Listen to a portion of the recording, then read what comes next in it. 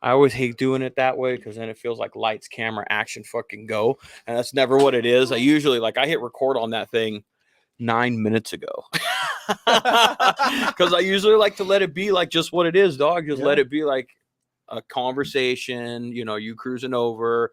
I'm not Joe Rogan. I don't know how to interview people. Like, I just know how to kick it with homeboys and talk about the shit that we all, that we know that we're fucking diehards about and shit, man. So, but welcome, dog, to my garage, basically, I like it, homie. aka my shop. This is perfect, dude. This is fucking perfect. Yeah, it's a good little. It's a work studio. It's a workshop first, and then it has transformed for what it is right now into a / studio in a way. That's what it's a multi-purpose type thing, So it is what it is. But thanks for cruising over, dog. You and I tried to get this wrapping up for a minute, man. Yeah. And for those that don't know, Josh, introduce yourself, homeboy. Josh Nichols, from Simi Valley. I don't know, man. 30 years old. I like racing Harleys. Yeah, I don't know. There's not much more to it than that. Come on, dude. no, you're a dad. I got a wife and kid. Yeah, I got that's a wife what I'm and saying, kid. man. Just wife and kid, that just opened up the whole enchilada right there, man. You know? Those are my two main priorities. But then, she lets me have the racing Harleys up there with them, so it works out. Dog, I've said it from the jump. I got a wife that is understanding with it, and you do have to have somebody that is understanding with your passion. And support you in what you're doing in order for you to do it as hard as you're into it. You're deep into the racing thing right now. I'm getting myself deeper into this thing, and so you got to have somebody on the other side of it that's going to support you. Otherwise, that shit is rough. It's fucking hard. Even man. With all the support, it gets rough. You know what I mean? So I could imagine all it would take is a please don't go, and it's like, all right, dude. Obviously, I got bigger things to handle, but and as men, we carry that too. Where we think about that shit. But you got kids. You got. I've got one right now. You got one. How old is you? And 5. And I know a little bit of the, the backstory and stuff. I hope you don't. I mean, it's cool. No, it's cool. Yeah. So I just adopted him. Adoption and everything just went through. Fucking A, man. In July. He's officially mine on paper now, dude. You know what I mean? Dog, you know what? On the birth certificate and all. That is the legal portion of it. I know, and that's a celebratory thing. But you were doing everything for him prior to that. That was just like the seal of approval. He looked up to you as a dad, I'm sure, for many years prior to you having that piece of paper. Oh, yeah. And that, dog, I've been in that situation. I've raised other kids that weren't mine. And then that takes a certain kind of, that takes a certain type of person to love somebody else's kid that hard and to go to the lengths that you did, man. You love the kid so much that you're like, I want to be your dad. Man. I didn't want him to have to, and his mom put this on me. I didn't want him to have to ever see the birth certificate and see that other name. You know what I mean? I feel you. And when she was like 4th ever in the state, they're going to put her in law books and everything to get the birth certificate changed and all that shit. So this was kind of once she did all that and went through all the things I seen her go through for that, I was like, oh, now I really got to do this. You know what I mean? Yeah. She just opened the door and dude, it didn't mean as much to me until after the fact. You know what I mean? I was like, yeah, cool, whatever. He's mine. Don't matter. Don't make no difference at all. Then I got it. And I was like, damn, this is pretty cool. No, this is pretty cool. That's what I'm saying. It's kind of just that it's the actual recognition. It's the actual moment of solidification of this is what's happened, Yeah. But like I said, man, you don't have to have that paper and all that stuff in order to be that way with them, Being in a Ventura County courthouse and not having to worry about getting my freedom taken away was pretty rad. You know what I mean, dude? I was there on the complete other end of the spectrum. Last time I was there, I think I was getting sentenced. You know what I mean? So it's it's funny how life changes. Dude, it comes full circle. It's wild, dude. Been there, done that too, man. It's funny. That's funny because you're right. I've had to go over to that court for custody things of that sort, and I've also been in that court for some dumb foolish shit that I did as a child, as a youngster, thinking that I was the man on the block or whatever it may, whatever. So that is a good feeling to be on that side of it for sure, man. Get recognized as a good person. You know what I mean? While I was there, it was a trip. You know, we may all have a tough looking exterior, or but reality is, a lot of us are big giant teddy bears, man. That's we really stinking are, and that is like that shows in the Harley shit. Like when you're in the paddocks or when you're out broken down on the road, or that's where that big teddy bear kind of camaraderie really like kicks in, because that's where you see, and then it just kind of usually extends to other people, from motorcyclists. I guess it's a trip how that shit works, man. So you're on what circuit are you on? Because I know there's two of them. So right now we've been running Bagger Racing League all year. King of the Baggers. I don't have a bagger. There's no. So King of the Baggers is strictly baggers. There's no other divisions. Moto America did 4 races this year through Rolling Sands called the Super Hooligan. So we went and did Daytona. We missed Atlanta because that was just across the damn country. To do those back to back was unfeasible. But and then we did Laguna Seca when I seen you up there. Yes, that was for a Moto America, same day as King of the Baggers, same organization as King of the Baggers, but they just a different class. Like we were racing with like the Indian FTRs, the KTM Super Duke 890s, like actual sport bikes out there. And so like in the grid, they did the water cooled, the hooligan name. Okay, exactly. And they did the water cooled, and then they have a race within the race, which is us in the air cooled. So then they offer up, prizes for first, whoever gets air cooled first, which I think it was Rennie Skaysbrook, but Salima, Tony got it one of the times too. He's out there shredding too. Huh? Tony's a killer. I need to try and link up with him. I met him at the very first time I met him was at the Ed Mann show that they have right here in Ventura. That was the last time or the very first time. And that was maybe, 6-7 years ago, maybe, when it was just, he was at the time one of the only, if not one of the few, that was out doing something on a Harley. Yeah. Way before I ever got clean or anything. When I was still little, I met Tony when he owned his shop in Chatsworth. I was like, oh, he had a shop. I didn't know that. He's doing a shop called 27 Cycles. Oh, okay. Yeah, Tony's been around for a while. I did not know he had a shop. Okay. And I met him. I'd seen some videos of him riding canyons, and I met him out there at that time. And it was and then life, I was running amok. I was being a dumb kid, and then and then next thing you know, me and him were carpooling 13 hours to Utah to go make races. Dope. You know what I mean? Yes, wife. I don't want to be on camera. Okay. When's the wedding? November 12th. I'm excited. Yeah. We got married at the courthouse last January. Like 2 weeks after I proposed, I was like, I got left work one day and was like, hey, dude, let's go get married. I want you on my insurance. Yeah. No, because she's always like, my husband. And I'm like, wait a minute. I didn't know you guys were married already. Yeah, not many people do. Well, now I guess a few more are going to know. Oh, yeah. Now the cat's out of the bag. Whoever listens is going to know. Yeah. It was okay. I don't want any this second. Thank you, though. I appreciate it. I'll be back. Thank you. You going to get food? Okay. She's going to get dinner. She's been craving sushi, and I don't know. I just go along with it because every time. Well, anytime I go like out of town, like I did this weekend, and so I was like, well, while you're out, I'm gonna treat myself to like some dinner. I don't know. That I don't really go along because I don't like sushi all the time. You like sushi? You like Not sushi? all the time. Yeah, she can eat sushi like all the time. So she didn't get it last night. She's like, I'm getting it tonight. So she's off to go get now, whatever you want. Yeah, so I can't. She puts up, like I was saying, she puts up with a lot of the stuff that I got to do. Hey, you were gone one night, she gets sushi the next night. That's a fair trade. Fair trade. I agree. I can't complain too much. It's a trip learning that part of it. You know what I mean? Oh, so is marriage and all that stuff. Yeah, man. it's a trip. Yeah, it's a trip. So you guys are gonna actually do like a wedding as well. Yeah, and locally. Yeah, right here in Ventura. Some ranch farm thing. I can't remember the name of it. But how far out? Or do you guys already have a date? Or November 12th. Of this year? Yeah, like 2 months. Oh shit. That's that's like 2 months. Yeah. Shit, man. I'm trying to get my other Dyna put back together because I want to rack wheelies in my wedding suit. You know what I mean? Like I want to be ripping down Gonzales, dude, from the hotel to my wedding, and I want to bang some first gear wheelies.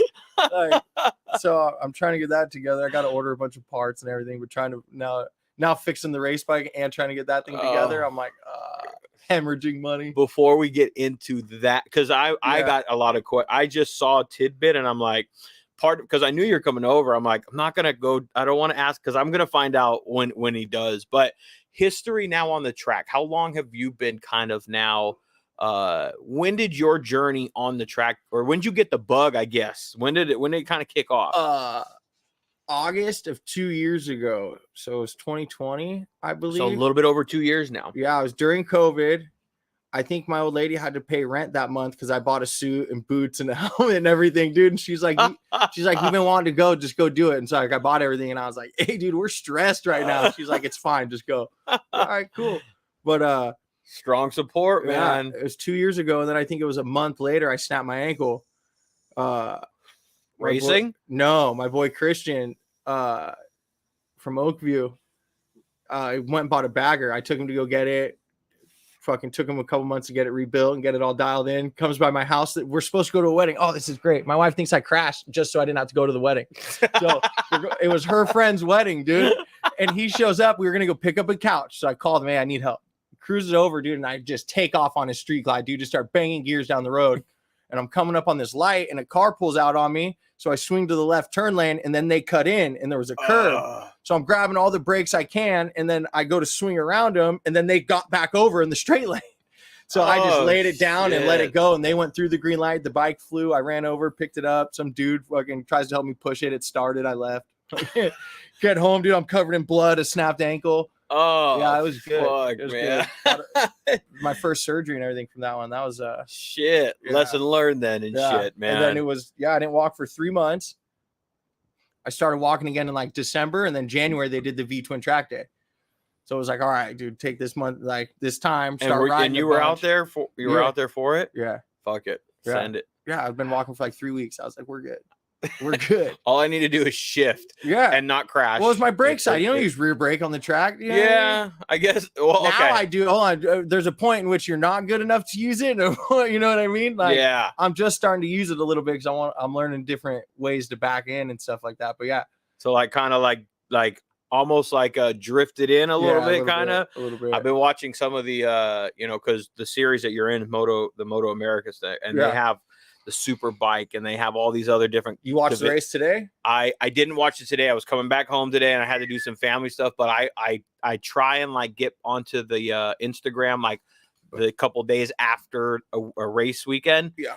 And the highlights and the reels that they show, dog, like they're drifting that rear tire like straight up into that turn, just and so effortlessly and so smooth. I want it, dude. I want all of it. I would want that, dude. All the technique and all, dude. I want it. Like, I'm gonna learn it. As a rider, it gives you a chub. It's like, I want that so bad. Yeah. I'm gonna learn it. And I'm gonna go down in the process of learning it. Like that's the process, dude. That is part of the growing process of it. You have to be able to push the limits. Yeah. You got to push the limits to know how good you're gonna be and stuff. You know. How hard are you willing to push it continuously? You know what I mean? Yeah. Because there's dudes who end up getting really good at things, but then they never get that much better. You know what I mean? You plateau off. Like, I want to run this out until I'm going to see how far this can really go. You know what I mean? You're invested. Yeah. You're invested. I want to do it. You know what I mean? So 2 years, kind of like we're a little bit over 2 years. Yeah. Probably 18 months since I actually got like a race license and and went like full in on the thing. And I guess are you riding street at all anymore? Not right now. I got a 17 lowrider and I tweaked the frame pretty good. So I just got it pretty much straight.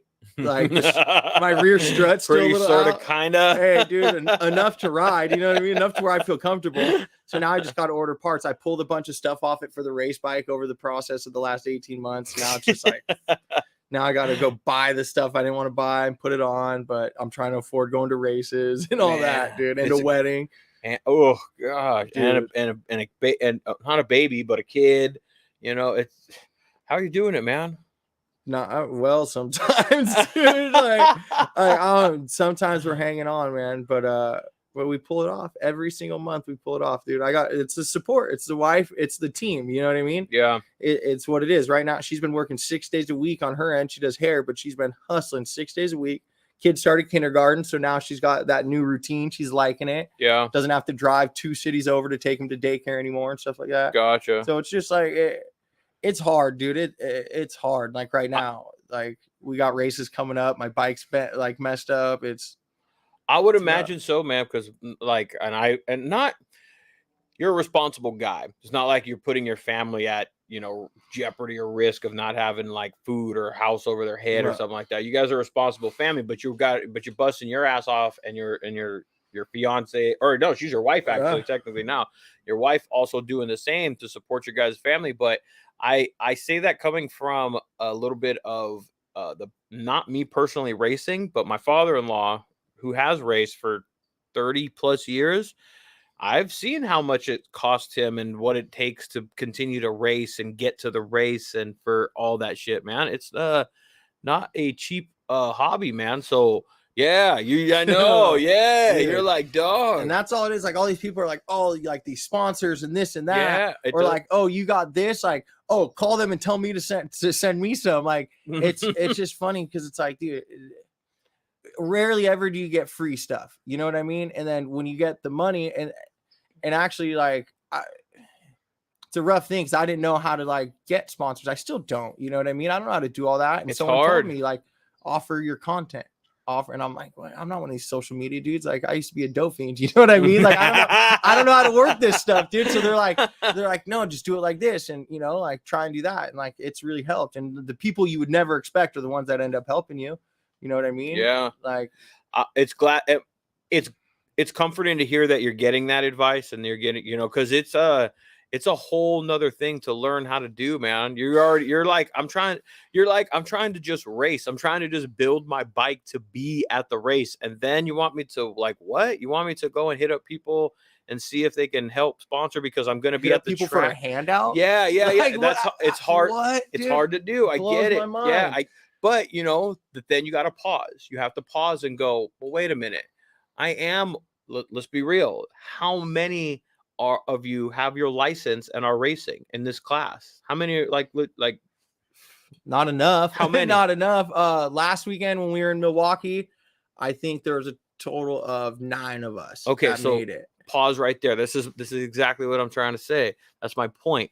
For companies, and I would love to, if I could, I want my stuff on your bike, or I want to be a part of a team, your team or something. I want to be able to help sponsor something like that because you're 9 riders of how many? Maybe 20 total. Maybe, but only that many of how many people are actually going to watch this and do it and pay attention to it. All these other people riding, there's 20 of them that you can that sponsors would be good, that people are going to have eyes on. Yeah. It's not like every person running through Mulholland Canyon, stopping at the rock store and this, that, and the other. Yeah. This is 9 guys that are doing that shit, That's a good point. So it is hard to do though. I know what you're saying. I've been fortunate enough that I've had a couple of sponsors come along the way, you know, and just another one just jumped in. Spitshine just jumped in. Oh, no way. Yeah, Terry. Great product, dude. Yeah, that dude's rad. I look at. I have all of the stuff right here, man. All of his shit. He just came again, and I saw him at Ventura Harley, and he came over to the podcast, chopped it up, and he's like, "Here, man, I want to be like, I like what you're doing. That's right. I want to be a part of it." And I'm like, "Dude, that's really dope." And it's just continue to bang, man. I guess continue to be out there, your face seen. But it's a hard pill to swallow when you're spending all that money and you're like, dude, people will look at me and go, dude, he's doing all right. He's got a mic set up. He's got this. He's got that. He's got a nice booth set up and all that shit. And I'm like, dude, I'm not making dime off of any of this shit right now, Little dude. do they know, dude. I'm counting how many groceries I get at the store. You know what I mean? I'm like, wait up, dude. I can wait till Tuesday for this. Put that back. We're chilling right now, dude. I'll come back on payday, kid. I had a race last weekend. Chill. Dog, I feel we have to do that, man, with kids and all that shit. That is real life shit, man. Somebody still bought him a grave digger yesterday. That's what's up, dude. Mom's out of town. We're getting monster trucks, dude. What do you think? Yeah. That's dad and son time. That's father son time right there, man. Hey, but that's legit. That's real life shit, dog. Fucking like hustle, being true to your not your hustle, to your passion, to what you want to do. But hey, paycheck to paycheck, because it's a lot of people, especially today, don't really think that it's all right to say like, hey man, struggling. Money's tight nowadays, dog. Hey, dude, I'll say it, you know what I mean? I got money saved up that I don't touch. So on my week to week, sometimes it's low. Yeah, you know what man. I mean? That's just the way it is. Gas at fucking $5-6 a gallon. Yeah. Times are fucking rough, man. But so the next race that you got coming up then is what? If everything goes right, it'll be Daytona. I believe it's October 23rd and 24th, something like that, with the Bagger Racing League. Okay. Those dudes over at Bagger Racing League are rad. Good people. Like Rob Bidos, that organization, great. You know, the last race last weekend we were in Milwaukee. We raced at the Milwaukee Mile. It was the first motorcycle race they'd done, I think, in 35 years or something like that. Wow. What kind of track is it? It was a NASCAR track. So it's the circle NASCAR track, and then they have an infield setup like how Daytona does it. Oh. So you start on the straight after the fucking NASCAR turn 2. You run that straight, and then you take a sharp right to the infield.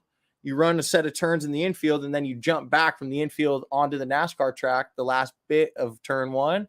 Shoot that straight to turn 2. They set up a chicane, so then you hit the chicane, and then you're back in that quarter-mile NASCAR turn into the long-ass straight. Oh, how big is that bank on that thing? Those Milwaukee ain't banked. It's just a flat. It's pretty flat, dude. It might have like a 2-degree bank to it, but it's pretty flat. Wow. That was different. Like it was. At first, you think you're gonna drift to the wall, but like you just got to look so far away from it. Like, you know what I mean, dude? There's a couple spots too where like if you go down, there's a wall there. And like when I went down on Friday, my bike went into the air fence. Oh shit, man! So you went down at this last one? Yeah, last Friday. Is that what you were showing me on the the battle wound? Yeah, the old hip. Dude, yeah, yeah. I went for a ride. Fuck. So what turn? Where were you at? Where it comes from the infield, from those set of turns back into the NASCAR track, there was a bump because the pavement changes. So there was a good sized bump right there that you got to really be ready for. And it was the end of the day in practice, dude. I think we had like 2 sessions left, and I had been rallying through that all day. Like this track was sketchy, dude. I'm not gonna lie. Like there was bumps all over. There's grass right on the edge. Like really, it was sketchy, and I liked every bit of it because it was like riding the canyon. I did, dude. Like people are, this and that. And I'm like, dude, just stand your bike up and roll through it. Like this is like home. Yeah, it's like the 33 on a Sunday afternoon. Are you kidding me, dude? Like I was enjoying the hell out of it. That's funny. But so like 20 feet before that turn, what I didn't see all day is that since the pavement was so light, there was gray paint on top of it, like a light gray paint, dude, because they run cars there. You know what I mean? So like cars don't slip in the paint like bikes do. So I was coming through and I felt my front end start to tuck. So, you know, like I adjusted it and saved it. And by that time I'd unsprung my suspension, hit the bump, kicked me 90 degrees, put me on top of the bars, and then the bike caught sideways, and I just was looking at the sky. Oh, yeah, it was a good one. Shit, slammed on my hip, dude. Like I thought my weekend was done. I started looking at flights home and everything. But, when you land, do you just go limp? Do you just roll with it? You just just let it go. Don't fight it, dude. I was a skateboarder growing up. I mean, when you're going down, you're going. Like, the more you do to resist it, the more hurt you're gonna get. You know, Did you just slide out? Or did you tumble a few times? I tumbled a few times. I landed on my hip and rolled, and then I seen the bike. Oh, shit. Yeah. The bike was sliding along with you? Oh, yeah. She was coming. Oh, shit. And, like, it just happened to miss me. Like, I just kind of spun out of the way, and it went into the air fence. And, like, you know, you do the whole check real quick every time you go down. Like, quick little, all right, fingers, toes, no blood. Got up, dude, and I just went and sat on the fence and waited for the truck. Damn. Yeah, it was a good one. The bike endo flip, all that shit, too, or... I think it only went, it was weird because like it kicked over with the ass end, went to my left, but it fell on its right side. So I think like I tried to hang on and then it just kind of turned the bars and threw it on the side and it just slid perfectly. Oh shit. My brand new Fab 28 exhaust those dudes hooked me up with. Like, oh dude. That was the first race with it? First race, dude. First day with that thing on. Standard. Yeah, well, what other way did you expect it to go, I guess? That's the way the shit works, man. I guess. But yeah, so then I thought my weekend was over at that point. Like, so this was on Friday? Yeah, and we had a race Saturday and Sunday, double header. And you know what time Saturday? Oh, like 10 a.m. noon. Oh, so it was and this happened at what time? 4:30. Oh, and I have an inverted front end on my Dyna. Like nobody's got parts for that. Luckily, well, not luckily, Lucas Jibo Joker, one of the dudes we rolled out there with, his motor blew. So I pulled the front end off of his bike and put it on mine. He's got that twin cam FXR. So he's got Dyna trees and everything on it. So we pulled it off and threw it on mine, and then swapped it back on Sunday after the races. If there's parts out there, we'll take them. I know. That's what I'm talking about. That's the camaraderie. That's the teddy bear effect. That's what that is. Like, here, you need a front end. Mine's just sitting here. We can take it off and put it on yours. It was either that or put my motor in his bike, dude. One of the two, you know what I mean? And I was up for either at that point. But front end seems a little bit easier than Which Joker ain't don't play though, dude. A race in Utah, blew his motor. Some dude pulled his bike in off the parking lot. He pulled his motor out of that dude's bike, put it in his, and raced. Went from dead last to like 5th out of like 19 people. No shit. Lucas is a pimp, dude. Wow. Joker's a gangster, dude. Yeah. And then when we were in Daytona, blew his brand new 117 and then had his old 117 there, swapped it in the pit, and then they canceled the second race because of rain. Yeah, he don't play, dude. He'll do a motor swap on the side of the road with a screwdriver and a fucking just and get a pipe it done. wrench, Get dude. it done. Yeah. They're not the hardest part probably is getting to the primary shit. Yeah. That's probably the hardest part of taking the motor out is the primary. So yeah, if you have another one out and if you've done it a few times, like sounds like he has. Yeah. If you've done it a few times, it's kind of routine. It's exactly what it is. Do you ever watch this? Do you ever watch Roadkill? Do you ever watch that show on Motor Trends? Those two guys that go and I've seen it before. Okay, they buy the buckets, right? Like they buy whatever and they turn them into all kinds of random shit. There was one of my favorite episodes. They took an engine, they drove a truck to a lake, towed the boat, took the 350 out of the truck, put it in the boat, mobbed the boat around the lake, brought the boat back, put the engine back out of the boat, put it back in the truck, and drove it back home, all in the parking lot. That's awesome. And they've done it enough times to be able to do so. They're like, all we need is boom, boom, boom, boom. And sounds like Homeboy, same thing. Done it enough times, taken it out enough times to just swap working on a bike, dude. It's just a process. And once you know the process of it and you know how to do it and recognize certain things, once your primary's off, it's 6 bolts or something like that. You know what I mean, dude? There's 4 and then 2 on the mount. Bingo. Or 7, so 1 up top. You're good. That's exactly what I'm saying. The hardest part is the primary. Yeah. Other than that, tanks off, and now with the fuel injection, they're just little quick release, pop, pop, pop, off, done, leave. Yeah, it's in and it's out. Yeah. They do it. You're right. It is much easier, but the primary is the hardest part to get. But on that note, dog, you're right. People are, I guess, intimidated to work on them. Yeah. But once you've done it enough times, which is why I tell people, go to a garage, go to your friend's garage, come over to my place right here when I have a bike apart. Hit somebody up and just pick their brain or something, or go hang out with them. Because once you see it, it'll make a whole lot more sense to you. It's the only way to learn. Now, not everybody wants to do it. Stripping things out and fucking things up. Like, dog, do it. You know what I mean? Like, dude, I got a race bike with so much, like, just stuff that's messed up because it was like midnight the night before. We're putting it on, snapped a primary bolt, bolted on. It's fine. If people think your bike is perfect, they may see it on Instagram, think it's a race bike and it's perfect and it's all this and it's all that. No, this is just like get it done, make it work however it's gonna work. That's part of wrenching. That's part of the fun of this shit. It's the first time my bike's been in a shop since I owned this one. Like since I've been racing, first time my bike's been in the shop. And because of I didn't want to deal with the front end. I feel you. Josh at RPM, Josh Runlet, yes, drove me, Clay Braun, Youngblood Clay, and Lucas's bikes out to Milwaukee. And so all three of them drove. I had to fly out because I can't take time off. You know what I mean? But yeah, so they drove him out there, and then all that happened. So Josh was like, "Hey, he's building my new motor right now." So I was just like, "Hey, dude, keep it. Tell me what's wrong with it. If you can get it fixed, like, you know."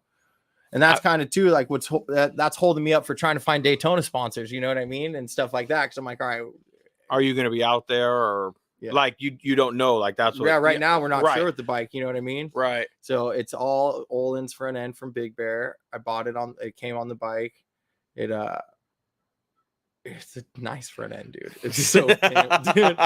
I hate gold forks, but man, dude, who cares if it handles and rides the way you need it to? But then I got ruined too. I ran Lucas's Alloy Art front end with the Speed Merchant trees, and like, and you dug that too. The rake on it's an inch tighter, or the trees are not the rake. The trees are an inch tighter to the frame. So your wheelbase is an inch shorter. So you can tip it over left and right. When you were tipping that thing in, she just went, dude. Like I bet it was a trip riding someone else's front end. You know what I mean? Like it changed up the whole way my bike felt all weekend. And that's just they have the different rake in it just simply because of the position, the way they have the trees cut. I think so. I don't think it changes the rake necessarily. I think it just changes how far the trees come out off the frame. Gotcha. So it brings them in an inch closer. So then it's a stock rake, but it's now it's shorter tighter. Wheelbase. It's not. Yeah. I got you. It's not necessary. I got you. Yeah, top to bottom is all the same distance in. Yeah, the closer you can get those wheels together, the more it'll just fall down into like if you've ever you said you're a skateboard guy. Mm-hmm. Like I tried and I did for a little bit I live here in Ventura. You sometimes just go hit the beach and surf. And I'm a big guy. I had to hit the longboard because them short boards, you can't like they flex, dude. They're like short and tight and like they're hard to ride. It's a same concept. You know, when it comes to wheelbase on a Harley, the tighter you can get it, the smaller the board you can get it, so to speak, or whatever, the tighter it's going to turn and maneuver and shit like that. Every bike's different. You know, if you're building a drag bike, you want a little bit more because you're just going in a straight fucking line. You don't need to turn left and right. You want it you want it to go from A to B. Difference between drag racing and road racing? Turn one. That's it. That's the truth, man. So the crash then puts you out. It happens Friday. You're able to salvage a front end, you know, from Friday night to Saturday morning. Yeah. By the time we left there Friday, it was on ready to go for Saturday. It was over and done. Josh and Lucas, those two guys, they don't know how to stop. Did your brakes have to be bled or anything like that? Yeah, we pulled off. I ran his calipers, his rotors, his front wheel. Gotcha. Everything. It was just easy. Swap it right over. The spacing's the same. So we just unplugged the front. I got my Brembo Master, and so does he. But my bars are 1 inch, his are 7/8. Gotcha. So we just cracked it at the bleeder and put it on. I took a master cylinder off my homeboy's bike who wasn't there. He sent his bike out there with Gary and Mike at my garage. Oh yes. Yeah, and he couldn't make it. And so then I'll take sitting there. Yeah. I'll take that. Thank you very much. Dude, Shred Moto foot peg extension, master cylinder. I was gonna pull his front end, but it was too sketchy. I didn't trust his shit. So. Well, if you're not going to use that, I can use it. Why I called him, hey, dude, my boy Devin. What are you doing? Nothing, hanging out. All right, well, I'm going to take some parts. He's like, just put them back, please. Yeah, they'll be back. Are they back? Yeah. Oh, yeah. Before I left on Sunday, we put them all back on. Fucking A, That's man. what we do. And Gary and Mike, those dudes in my garage, those are good dudes right there. I just had Mike over here a few weeks ago. Yeah, he was. I got love for that dude. I don't know if you listened to it. I did listen to it a little bit because it's the second one I had him on, and the first one I was like, I thought the first one was whatever, and so I listened to it a little bit, and I did notice that after a little bit of time, he loosened up and he started like talking. Like I'm like, there we go. Now I got this guy talking because he's I guess you can call him an introvert a little bit. He's Stonewall, dude. You can't like, tell what he's thinking or what he's doing. Like, sometimes you can crack him. So you got to like if you joke with him enough and you mess with him enough, you know him enough, you can crack him. He's but they are good guys over there. Jim's taken care of me for many years. Yeah. Actually, I think Thursday. He's gonna come over here. Jim? I think so. Oh boy. I know. Dude, and I'm better get it done early so the neighbors don't dude, I know. I'm gonna have Jim over here. We're gonna see how that one goes. It's been in the discussion for a minute. Oh, did she pull back up? Yeah, she's here. Yeah. Food showed up. Jim's a good dude. He if you're loyal to Jim and you go to that shop, Jim will take good care of you. And then like Mike and Gary, they'll take good care. Both those dudes have tuned my bike in the middle of the night. Dude, when I put the Fab 28 exhaust on, I went and rode it and it just felt flat, like the tune was super off. My kid was sick. My wife was gone. It was like 10 o'clock at night. Gary was like, hey, I'll be there in 20 minutes, dude. Shot down, picked up my bike, took it out here, tuned it. Fuck yeah. And then by the time my old lady was home, it was like 1 a.m. And I went down there and picked up my bike, dude. And that was the night before I had to drop it off to get shipped to Milwaukee. Fuck. Yeah. All right. Thank you. Biker shit. So that's what that is. Biker shit, solid dudes. That it takes a combination of that shit, man. Yeah. That's wanting you to be out there just as much as they want to be out there. 100%. And trying to give you the best possible chance at winning and doing something for yourself. Hey, they gave me a good chance. What did it tune to? Can I ask? Dude, little, like 105, 109, my 107 with it had a junk tire on it. The dyno was smoking. But every time you don't know exactly what to tune it to until maybe you've ran the track once or twice or something. Can you run the same tune? Can you run the same tune on every track? Yeah, I run the same. I don't change my sprocket. I don't change my suspension. I don't change nothing, homie. Okay. I run the same thing everywhere I go because I know that's what feels right. You know what I mean? Like, where the gearing's at. Okay. It feels right. Now, if my new motor, I don't know if the new motor will be done. So I'm running the Mackie 107 Monty built, my dog. Love Monty. That's exactly what I run, man. Love that thing. Love that thing. I'm the reason why I've done so well and made so many races is strictly off the life of my motor. That's what it comes down to. There's a lot of like Joker. There's been 3 or 5 races where he could have really done something this weekend. I think he would have taken first both races. You know what I mean? But his motor, and it's reliability. You also need you're pushing them. I mean, I get it. You guys are romping on them at high RPM levels and putting them through the paces. Yeah.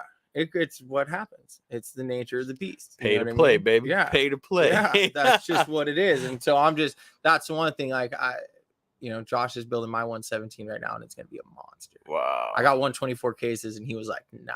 He's just like, we're running a 117 and I'll tell you why. And he kind of broke it down to me and I was like, yeah, we're running a 117. Fucking A, man. Yeah, so when is there an anticipated time that might be? I'm not even, dude. When it's ready, it's ready. When it's ready, it's ready. He's got the credit card number. Dude, when it's ready, it's ready. Daytona would be rad because it's a 6-gear flat open track. And when is Daytona? October 24th, something like that. So we're September. 5 weeks? Yeah, about 5-6 weeks. Are you going to be here October 8th? I don't know. Should be. If my 40th is going down here. Yeah? Yeah. I got to go this week, actually. I'm going to go through my list because I sent it out like sporadically to people. But this week I was going to go back through it and then like go and really make sure I send it to everybody. It's about a month from now. But all right. 40th, man, I'm gonna do a little ride. And then I'm going to bring all the bikes in. I want everybody parked all up in here, like all up in here. I'm going to have a band over here. Rad. Taco Man. Like I want it to be like a bike show. I want it to be like a bike rally. Dude. So like that one dude in Reseda used to do at his pad. Do you ever see that? The old Chopper show? No. He's a teamster in the studios. I met him like once or twice, but his backyard was rad. Dude's got like a good little property in Reseda. So he did a chopper show in his backyard, dude, around the pool, dude, chicks in the pool, just stuff everywhere, little putting green. Like it was cool. I shot over there. How long ago was this? This is pre-COVID.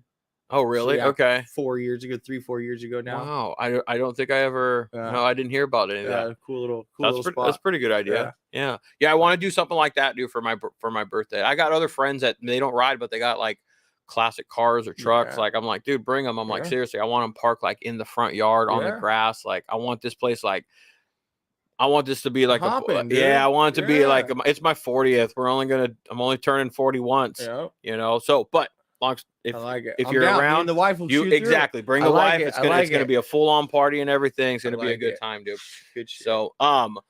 So the next race then is going to be in Daytona. Fingers crossed, or you will be there for sure. Fingers crossed. Fingers crossed. We're waiting on the engine. No, we're waiting on the front end. Front end. If the front end's good, I'm going to run it with what I got. The, you know what the I mean? 117 is just when that's ready and that's ready to go in. That's okay. Gotcha. If it were ready by Daytona, that'd be nice. Okay, I'd be pumped. Gotcha. But right now, the 107 Mackie is doing its thing. That's the weapon now. That's the weapon. It's not a bad weapon. Hey, dude. It's not a bad weapon. We were hanging last weekend, dude. Like that tune Gary did, dude. I don't care what my numbers say. That tune that he put on there rips. My bike right now has never felt so good. The first tune I think we ever did was like 117, 125, something like that. So, like, of course, being beat on for almost 2 years or a year and a half, it just is what it is right now, number wise. But it's never felt as good as it has.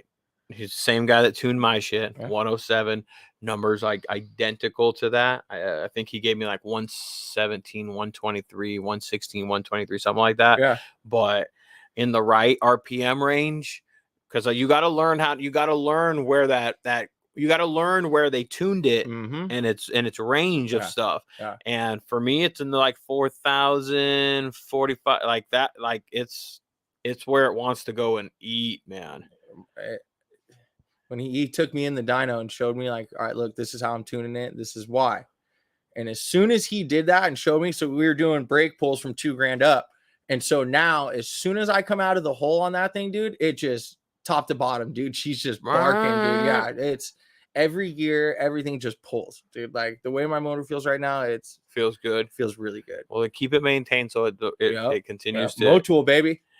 Is that what you're using it? Yeah. Not sponsored, not nothing, dude. But I'm telling you right now, I gangbang Motul because ever since I put that in, listen up, Josh looking for a sponsor. I got you, homeboy. I got you, dog.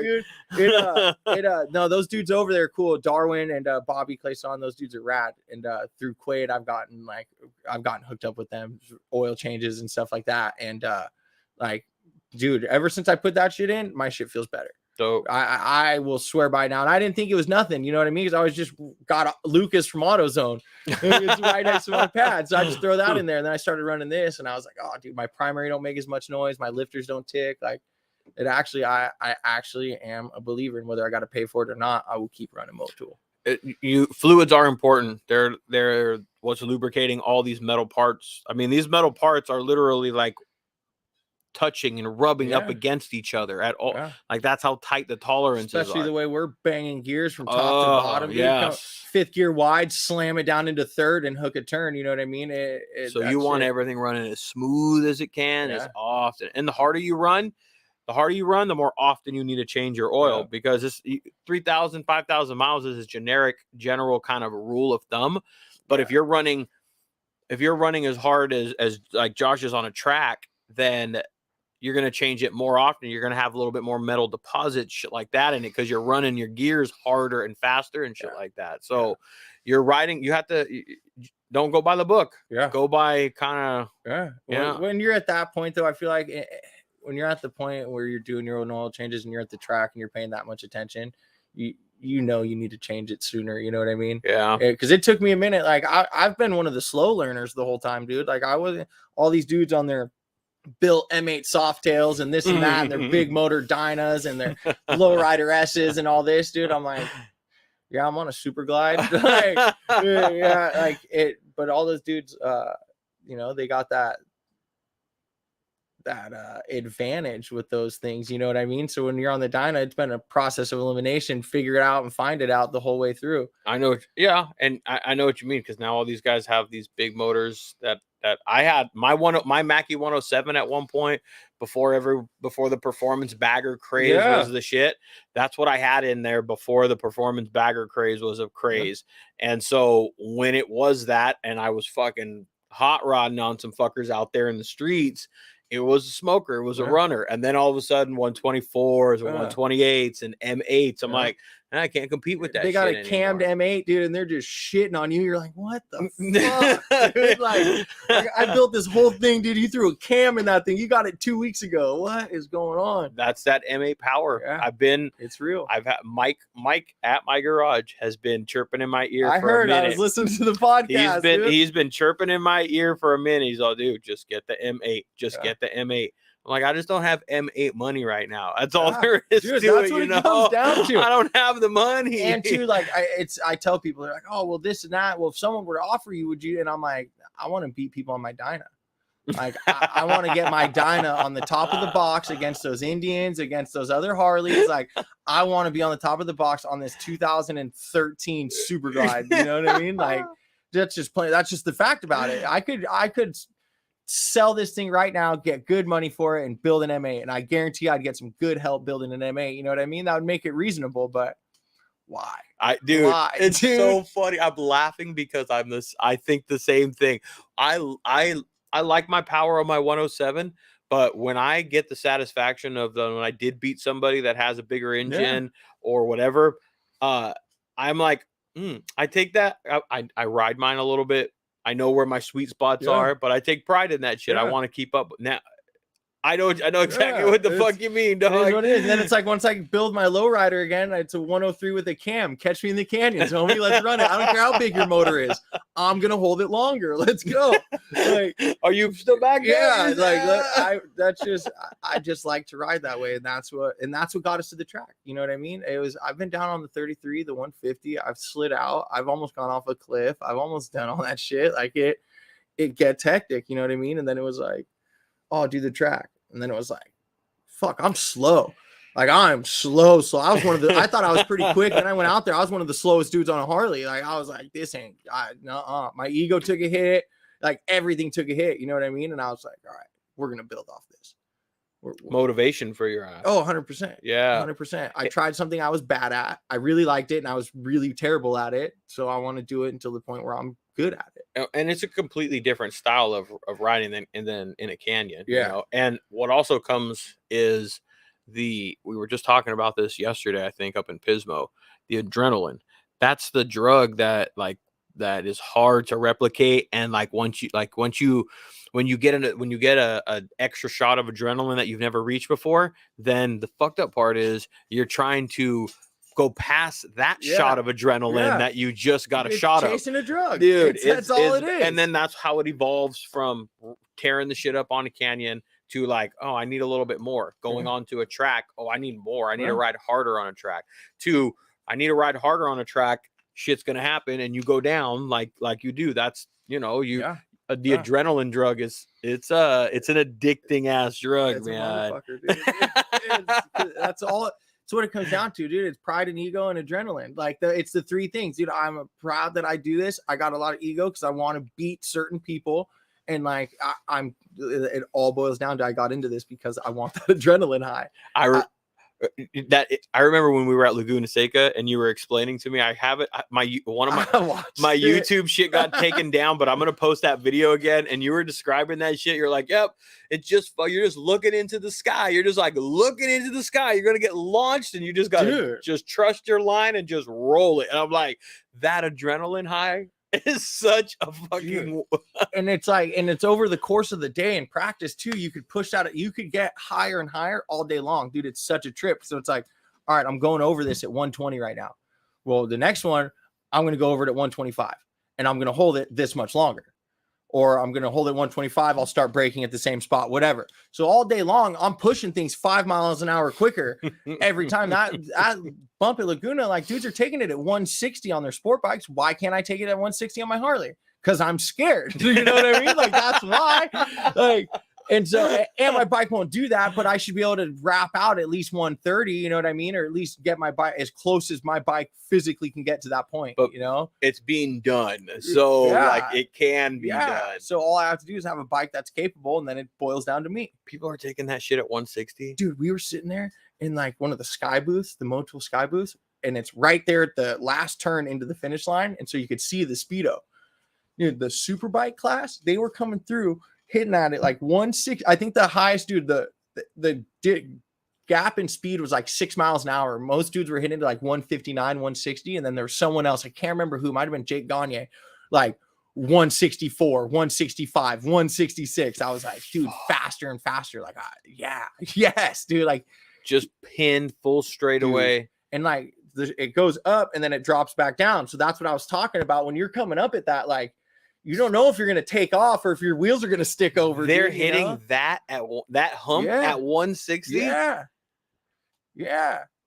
I would think you would feel like you're at that speed. How could you not launch? That's what I'm saying. Into the abyss. That's what I'm saying, sky. Dude. Like, what did it? The mechanic at Quaid, he said, "You're not riding fast. You're flying low." that was good old Red, dude, over at Quaid. That's good. Yeah, that's good advice. Yeah, good way to think of it. Classic. It was classic. But so what's your connection with Quaid? I know, like, when we were up in Laguna, I was also hanging out with you and Clay as well. Yeah. And I know he's connected with them. And so Quaid, dude. Quaid's a good dude. Quaid, I met Quaid. Where is Quaid? What city is Loma Quaid? Linda. Okay. It's right off the 10. You see it from the freeway. It's a badass dealership. It's a nice dealership. It's a really nice dealership. Like, the first time I went in there, we were like bringing some bikes in and they were closed. And I kind of just like looked inside and I went out there. Gary from my garage actually bought an Indian FTR from him. Recently? Just a couple weeks ago, I drove Gary down with twin cam Gary, dude. Wow. He test rode an FTR at one of the King of the Baggers races with Mike. And then, like, that 2 days later, he's like, twin I want cam one of those. Gary. Yeah. He's putting to the twin cams and the FXRs and everything too, huh? Yeah. That's all he does, dude. That's it. And now he's converted to an Indian. Dude. Wow. And like, is that from being around them on the track and watching them on the street? And he was like, wow. Really? And they're a track setup bike. Like, all you got to do, I think, like what the Rolling Sands team does is they put a tail section on it. They raise the rear sets. You cut the emissions part out of the exhaust and re-weld it. Put an oil pan on it. Safety wire it. It's like, it's ready to rock on the street. Yeah, it's already got it inverted. It's already got everything else on it, huh? And Brembo setup. He got the carbon fiber version too, so it's all carbon. The Brembos, the Olin's front and rear. Like, homie just got himself a dialed bike. Gary's gonna be a weapon on that thing. Like, any class where I could race him, I'm taking it. Like, especially because Gary's getting good. Him and Mike. Dude, Mike last weekend in Milwaukee and Gary blew the motor in the dyno. I saw that out of the bike. Yeah, and then Mike cracked the cases on the bagger yesterday in practice in New Jersey. How did he crack the cases? It wasn't. I think it was just a defect. You know what I mean? Just a the bottom end, like. Yeah, I guess so. I haven't seen a picture yet. I don't know exactly. They were texting me a little bit because I talked to those dudes a lot. Damn. But, yeah, spilled oil on his back tire. Low sided, went down. Oh shit! Yeah. First time he's gone down on the track though. I was like, dude, you got out of that easy.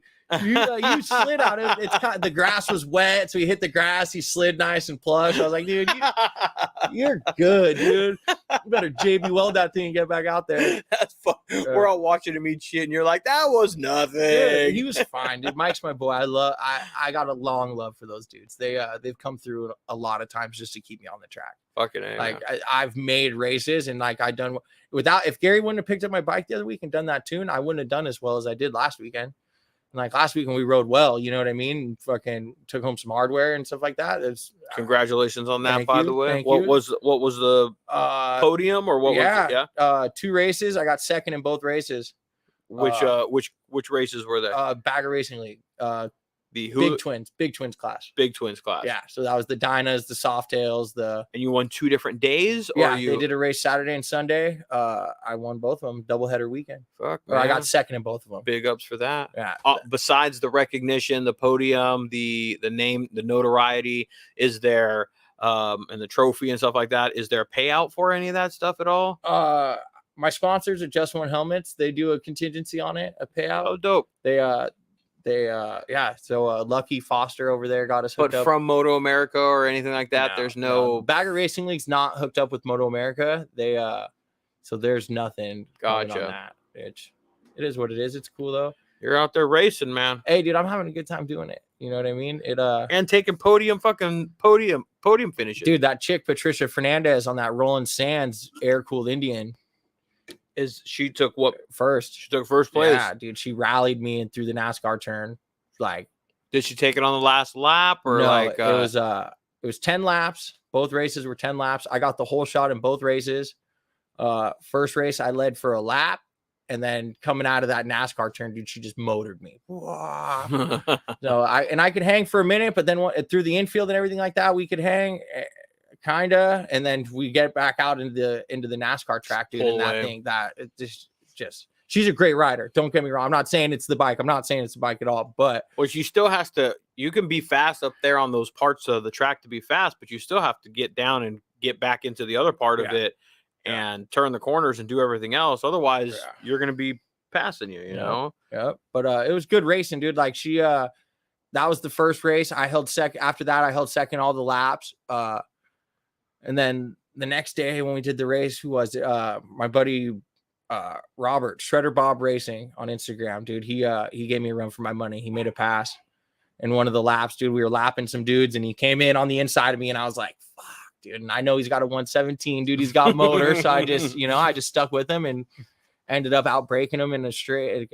After the straight into the first turn, dude, I just held it wide until I thought I was gonna blow it. Dude, I'm gonna blow the turn. Yeah. And as long as you could, like, I'm either gonna blow this turn and get third, or I'm gonna make the turn and get second. Like, like that was my mentality. I really wanted. I haven't gotten a podium in BRL yet. I've only gotten a couple podiums. It's hard when you got all the huge power bikes out there. And like some dudes who I wholeheartedly know would have done better than me or placed higher than me, strictly because they can ride and they got the bike. They weren't there, so I took advantage. You know what I mean? That's racing down. Yeah, I put it down. I didn't make any mistakes in race one. Like, my personal outlook on it, like my whole race, I didn't make a mistake, and I couldn't believe it. That's the first time it's ever happened. I was happy with everything I did. Race two, only mistake I made is when homeboy passed me. You know what I mean? Like, and then I was able. I played it smart, which I don't. That's Tony Salima and Lucas and them. That's them right there, because they taught me how to race smart.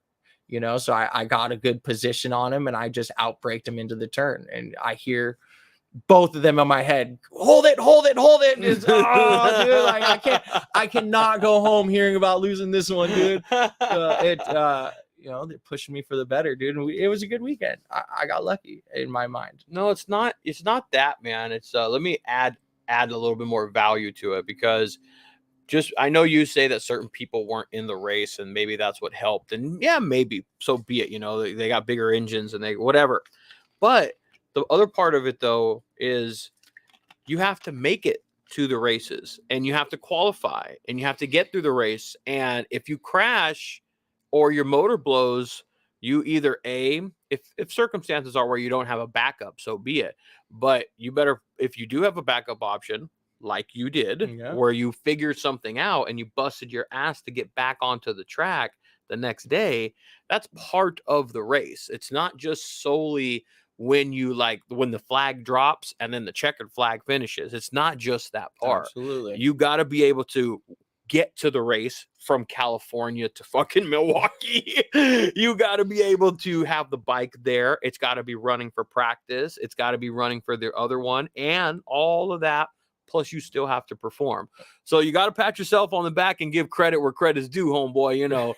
Despite other people maybe not being there, you still put in a good weekend of busting your ass, being on the track, good technique, and everything else to take the podium you did. You know what I'm saying? So pat yourself on the back still, dog. I'm pumped. I'm not as you should be. Dude, like, okay, good. I was pumped. You know what I mean? They didn't stream this one live. They're gonna do like Mav TV, I believe it is gonna cut it up and make an edit and do like a 4 episode series or something like that. Okay. I guess for the 4 races of the year. Okay. But dude, I was pumped.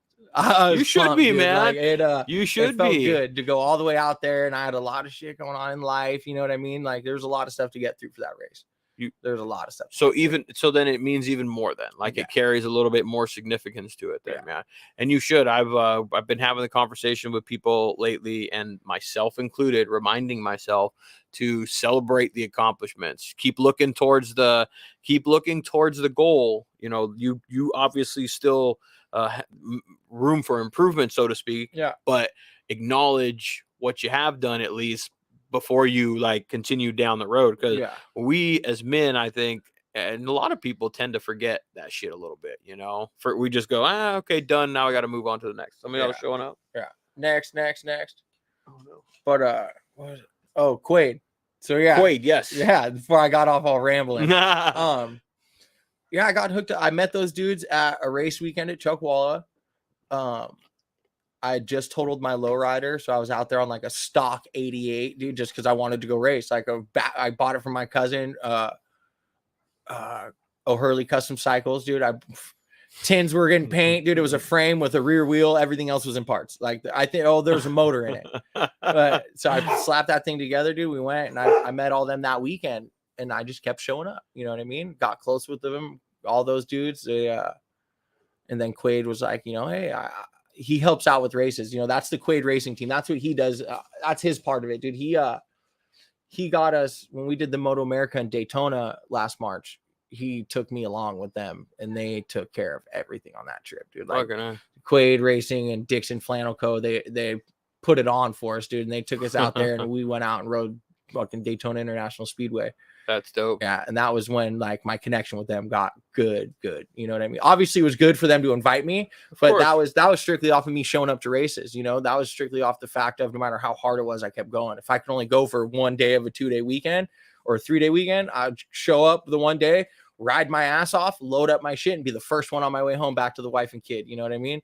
And you know, that just paid off. That's part of what people want to see when you ask, like, at least how I have.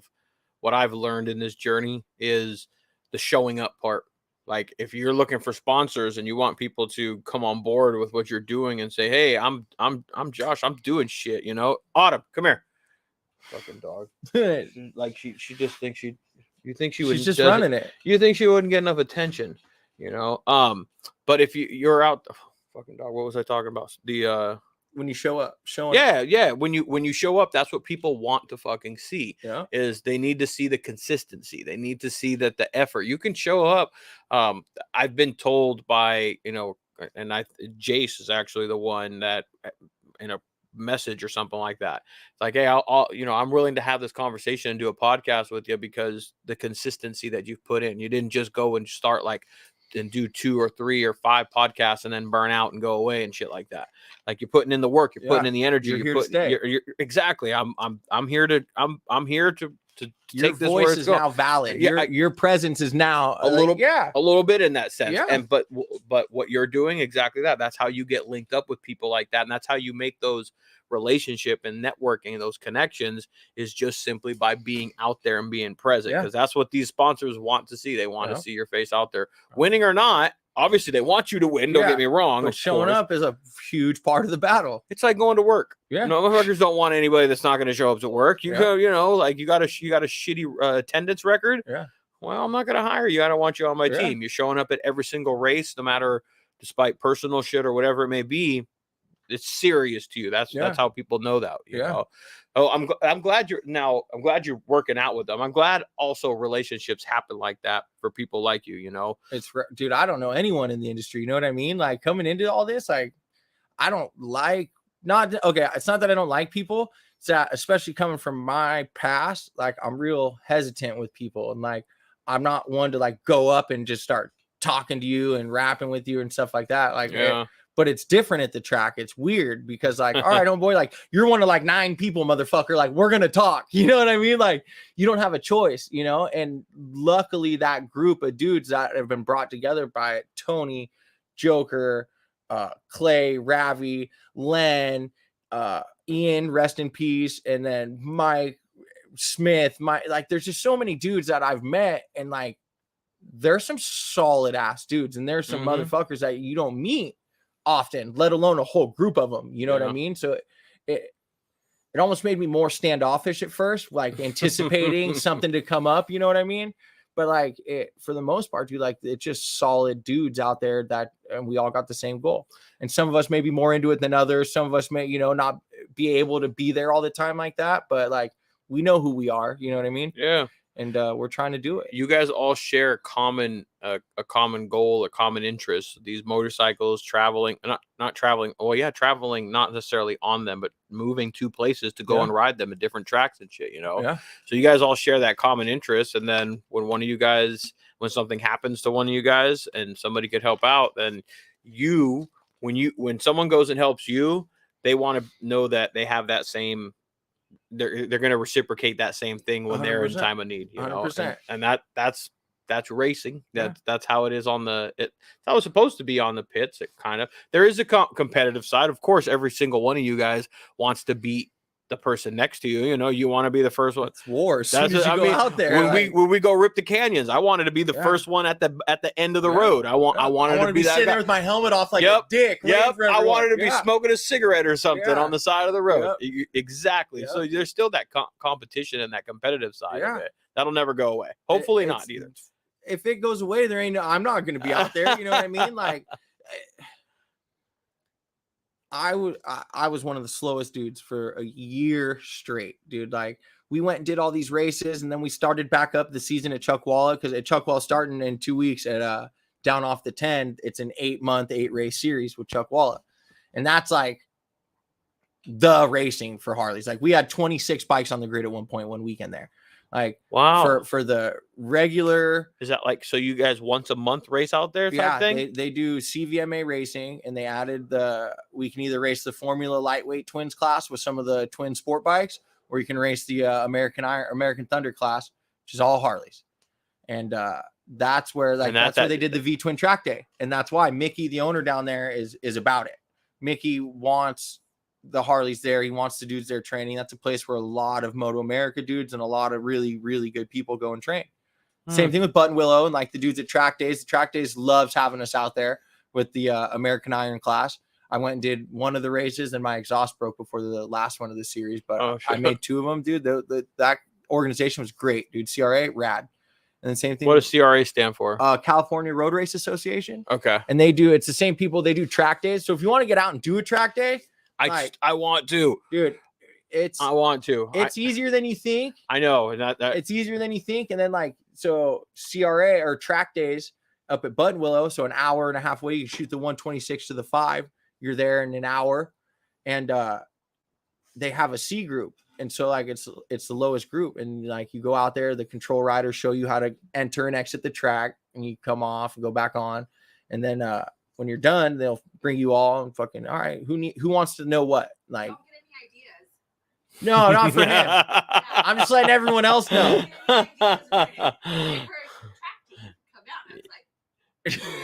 I'm gonna go out there one of these days. That's fine. Yeah, not like him. I can't afford that right now. No. I won't. No, just real easy. Just nice and mellow. I heard you guys mention how some guy went down, but it was nothing because the grass was slick. Talk about crashing and then talk about riding in the same breath. Go back inside. That's awesome.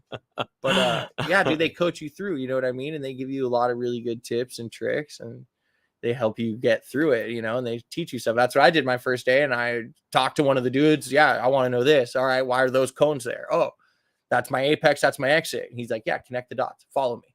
So I went and followed him around, and then he came and followed me around. And I saw 8-inch or 10-inch risers with 2-inch bend bars. Fucking, I was running some K591 Dunlops, dude. Like I took my nest fairing off and went out there. Like, that's all I did, And with a track day, it's no safety wire or any of that stuff. You can just go out and ride, dude. Go enjoy yourself. Pull your lights off or tape them up. Go learn something. Take your Harley on a track, basically. Yeah.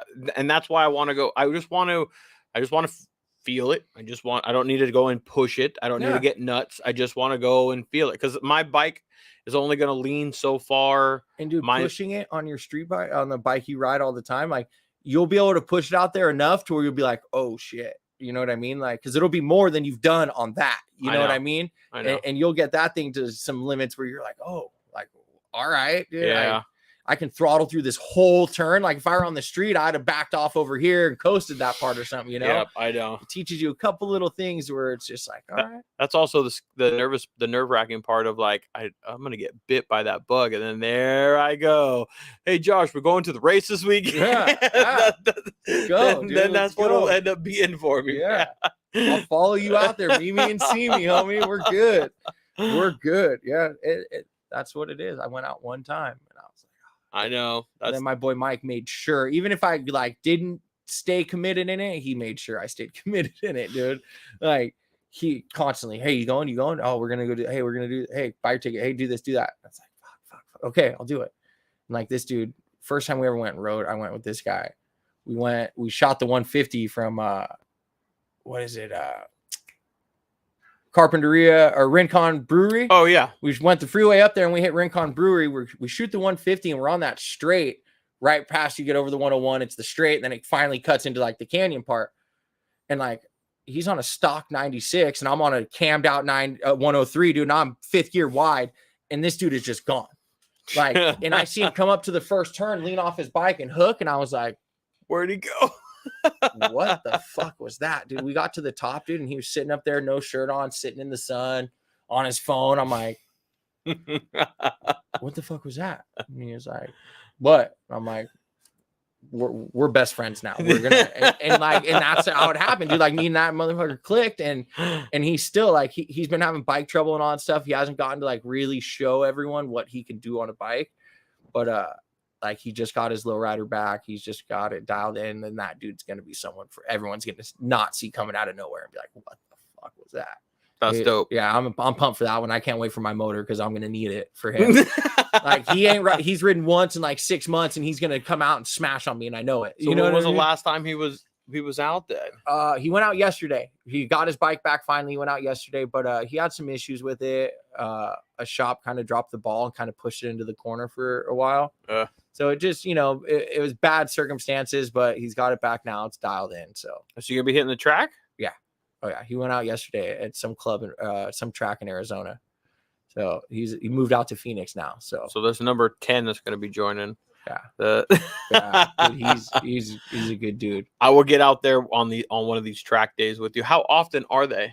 All the time, dude. All the time. Okay. How often are you going out to practice or to partake in them, I guess? Oh, not often. Dude, no? It sounds ridiculous, but we don't get much practice in. You know what I mean? Like we go out for race day, and like it's just worked out that way the past few months. I don't know. Like, so we went to Utah, and it was like we did Chuck Wall right before that, but I got to work. So Friday for practice day, I wasn't there. I went up, raced Saturday and Sunday, and then that was my practice. And then we went out, and then the bike was ready. Went out to Utah, rode the practice, rode the race, and we came back. We did Laguna Seca, went and rode the practice, went and rode the race. Like it. So there's also only limited practice that you yourself get in terms of practice and skills or improving skills, because you only have so much time that you can fucking go out there and race and work on it. Yeah. I mean, shit, you got a family and shit that you got to hang out with. So when you want to go practice on the weekend, it's a weekend. There's nowhere else around, or at least it's a day. Yeah, for sure. There's nowhere. What's the closest track? Willow. Hour and what? From my house, I think I went a couple months ago for the first time. I think it took like an hour and 5, hour 10. Super close. Not that bad, though. I could have came home Saturday night and then drove back out for the race. You know what I mean? Yeah. But there they do some track days, but they're more car orientated. You know what I mean? So it's like Willow's a hard one to get like a good track day at, and then when like the last few months it's been so hot there, I ain't going. It's been so hot fucking this whole last 2 weeks, dude. I'm fucking going to Willow right now. I don't want to go anywhere right now, man. What do you do for work? I work for the studios. Like I'm a laborer for the studios. Like NBC, like the major studios? Yeah, like everywhere. Okay, I'm in the 724 union, local labor, 724 Liuna. I'm getting trained as a tool man right now. So I take care of our boss's tool package, fix all the pneumatic tools, the compressors, the guns, everything. Okay. But I also push a broom. You know what I mean? Whatever you got to do. Hey, dude, I make good enough money to raise a kid and keep my wife happy and race. There you go. It's not always. I mean, yeah, having money is nice and shit, but I worked in Malibu. I still do, but I used to go into these homes. I'd go into their homes and I'd see these people that have all this money, but mom and dad never around. Like kids have anything and everything that they want, live in these amazing houses, but nanny's taking care of them, or like mom and dad are just always working and shit. Sometimes money ain't everything, man. You got to have you can still have a really meaningful and plentiful life without having a shit ton of money in the bank. Trust me, I'll win the lotto. Don't get me wrong. I'll be taking lottery money. Don't get me wrong, dog. I'll take that shit in a heartbeat. But it's not everything. You know, fucking helps, but 100%. And that like this is the first time I've ever really traveled. You know what I mean? Like I've been. Oh, so this is getting you out. A little bit then. Yeah, like skating did it for me a little bit, but I was strung out growing up, you know what I mean? And into my fucking midway through my 20s. I'm 30 right now, so it's like this is the first time I've actually like with a level head, had a good group of friends. We've been to Daytona, I've been to Milwaukee, been to Utah twice. Like we go up north to tracks, we go down south to tracks. Like this is the first time I've gotten to like experience a lot of that stuff. It's cool. That's dope. And let me ask on a different level. What was the breaking point for you then? Like I've dealt with shit. My old man dealt with depression, drinking. I dealt with drugs and shit like that, and living a certain lifestyle where I'm like, can't be fucking with that no more. Going down the wrong path. I've been down that path, repping the hood, doing all that shit. What was the breaking point? All right. I mean, like what it really was is so I got another son, and when he was born, my ex had another dude sign the birth certificate. And I was so strung out. Like I was able to be in his life, but then I wasn't, but then I was, but then I wasn't. But then it was to the point where like I was shooting more and more dope to forget about what a shitty person I was being, an absent parent I was being. Yeah. And it was like, well, if I keep doing it like this, there's two things that are going to happen. I'm either going to die, so I might as well just kill myself now, or I might as well just go get clean. And like, my pops got right now like 16 years. My uncle, I think he's got 18 years. My aunt just took 25 years clean. Like I knew what I needed to do. You know what I mean? And like I was at the end of the road. It was done. So like, it runs in the family then too. Then oh yeah. It's deep in the family. But it's just the way it is. Dog, every part of us. Some people never want to talk about the skeletons that they do have in their family or their own demons and the shit that they have themselves, but we all do. We all fucking do. And if you say you don't, you're probably the one that has the most. Mm-hmm. We all have a family member that's fucked up. We all have, that I had my old man. I lost him at a young age, and he had his demons and all that shit. Yeah. Me too, man. I hit a fucking point where I was like, you know what? I got to stop living this lifestyle, man. Yeah. It's exactly what it's going to do. I'm either going to get thrown in jail or I'm going to die. One of the two. And eventually you just go, I think I got other shit to live for. Yeah. And some people figure that out and some people don't, and that's, some people still go down that path and shit. Some people figure it out sooner than others, but I'm glad I figured it out when I did. You know what I mean? It was the perfect timing. Like life can be, I drink responsibly, I guess now, I don't drink, I don't do hard drugs. I smoke a little bit here and there, but I drink beer responsibly. I don't get all wasted and all that shit, but life can still be really good sober.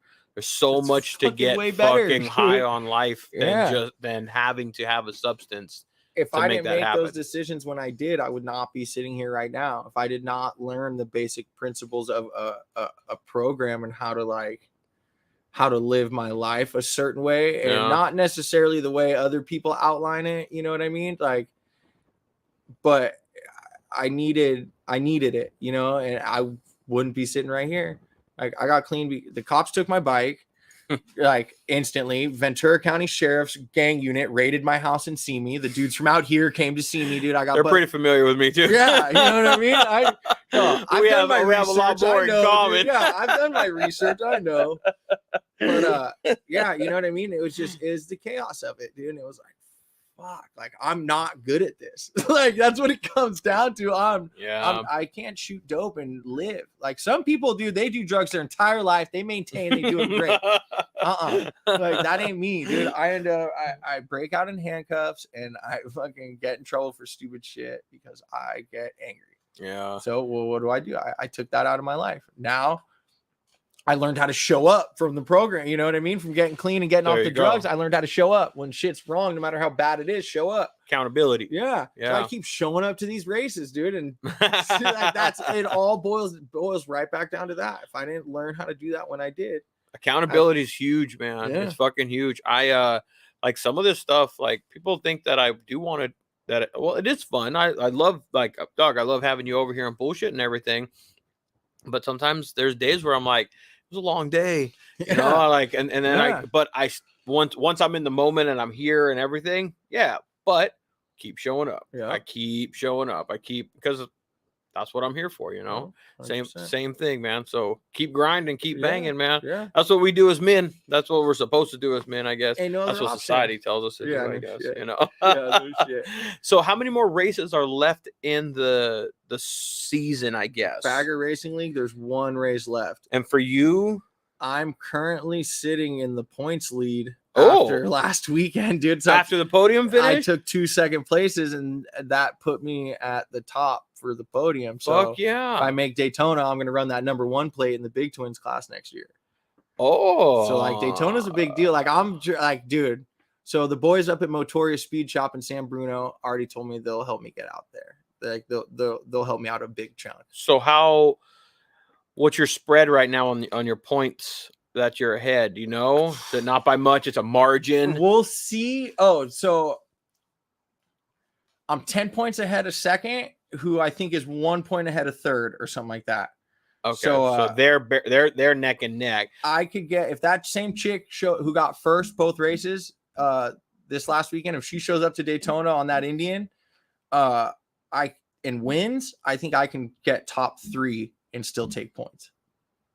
Okay. Something like that. I think that's the math equation how it is right now. And if she doesn't win, then I can get like top 7. Wait. So if she wins and gets the max amount of points, then all I have to do is top 3. If she doesn't show up at all, then none of those dudes, I think one of the dudes, if he beats me, I still don't think it'll be enough points. Like I can, you know what I'm trying to say? Like there's a spread on like, what place I could get as comparison to like who's on the list. I gotcha. So like if she makes it there and gets first, I can get third. If she doesn't race it at all, I can get like top 6 and take it. I see. Yeah. Okay. So I'm trying to go. I'm trying to do as well as I can. Like, you got to just run your race. I don't give a flying fuck who shows up. I'm going to ride the exact same way. I'm going to try and get a whole shot. I'm going to try and just hold that thing 6 gear wide the whole way through. Have you ran this track? Daytona? Yeah. You have ran it. Dude. So you got at least that on it. It's the most insane track I've ever ridden in my life. But Milwaukee, you did not have any experience with. Okay. No. And so is this one of the first tracks you rode on? Like in the early stages of it? No, it was that's the race earlier this year that Dixon sponsored for the Quaid team and everything. Got me out there. Gotcha. That was the Moto America Super Hooligans. We were hoping that if we kept showing up and getting enough Harleys out there, more people, like we want a grid, you know what I mean? Our own Harley air-cooled grid with Moto America. But I just don't think there's enough people. There's not enough just not enough to do it yet. I gotcha. I mean? So we were trying to show up and make everything be like, look, we're here. Well, having the track time previously will help for this weekend, I'm sure. Yeah. You'll know turns a little bit better, you know. Because that infield at Daytona, it's a trip. So, like, have you seen the NASCAR track with the big Daytona banks? That's why, the bank, that's just big oval track. It's just, giant bank. It's like 20 degrees. It's ridiculous. Most intimidating thing you've ever seen, but riding it is the easiest thing ever. Like, you got to be going a certain speed just to stay up on it, don't you? Fucking flat out, dude. 6 gear wide. Like, that's how fast you hit those turns, dude. Like, first time I went through it, I went through like 5th, like just cruising. Gave it a wiggle, dude. My suspension was good. I'm like, all right. So go through. Then you hit the next set of NASCAR turns. So I just tapped 5th. Well, gave it a wiggle. Suspension was good. All right. Next lap around, dude, 6 gear wide open. And like, you're in 6 wide.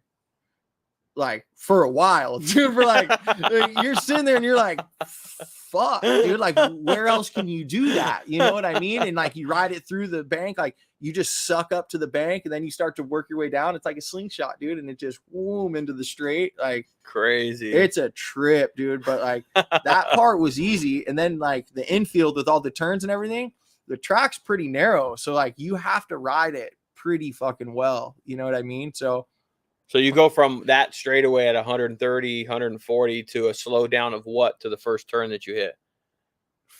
25, 30 miles an hour. It's a hard one. Then. Yeah, like you turn one is pretty slow.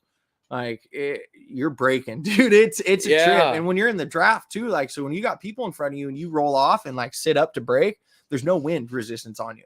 They're punching such a huge bubble in the air that like you're all brake. Yeah, like there's no, you can engine brake, but even then, like you're from 6th down to 5th, you're almost matching tire speed, so you're just barreling, dude. Like you better hold on then. It's a trip. It's a trip, dude. Like it's fucking intimidating. That's a good way to warm up your brakes before you dive into what you're about to dive into. Yeah. Damn. So well, I hope I want you to do good, of course. I hope that you do good. You know, I hope that she shows up. It sounds like from what I understand, I want her to show up and win, because then you'll take third. If she doesn't show up, well, she shows up no matter what. Even if she shows up and I get third, and if I top 3, I still win.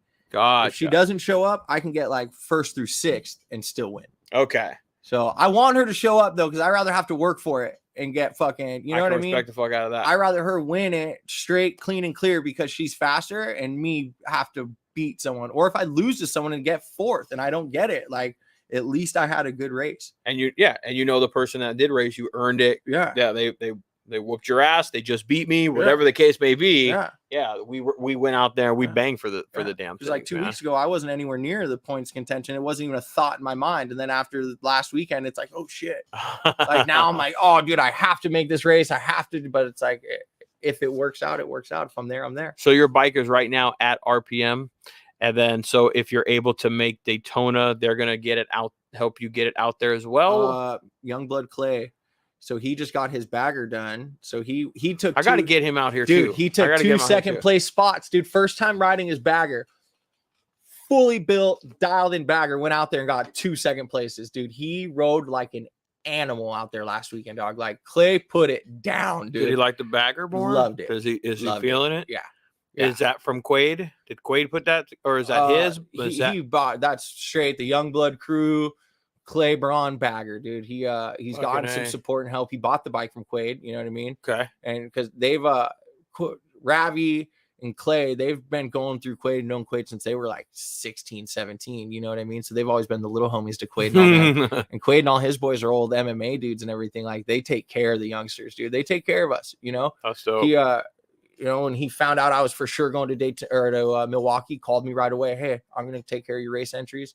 Okay, we got you. Don't worry about those. You know what I mean? Like he takes weight off of our shoulders and helps us make races, you know, and it's cool. It's rad. But he also told us too from the get-go, you ain't married to me.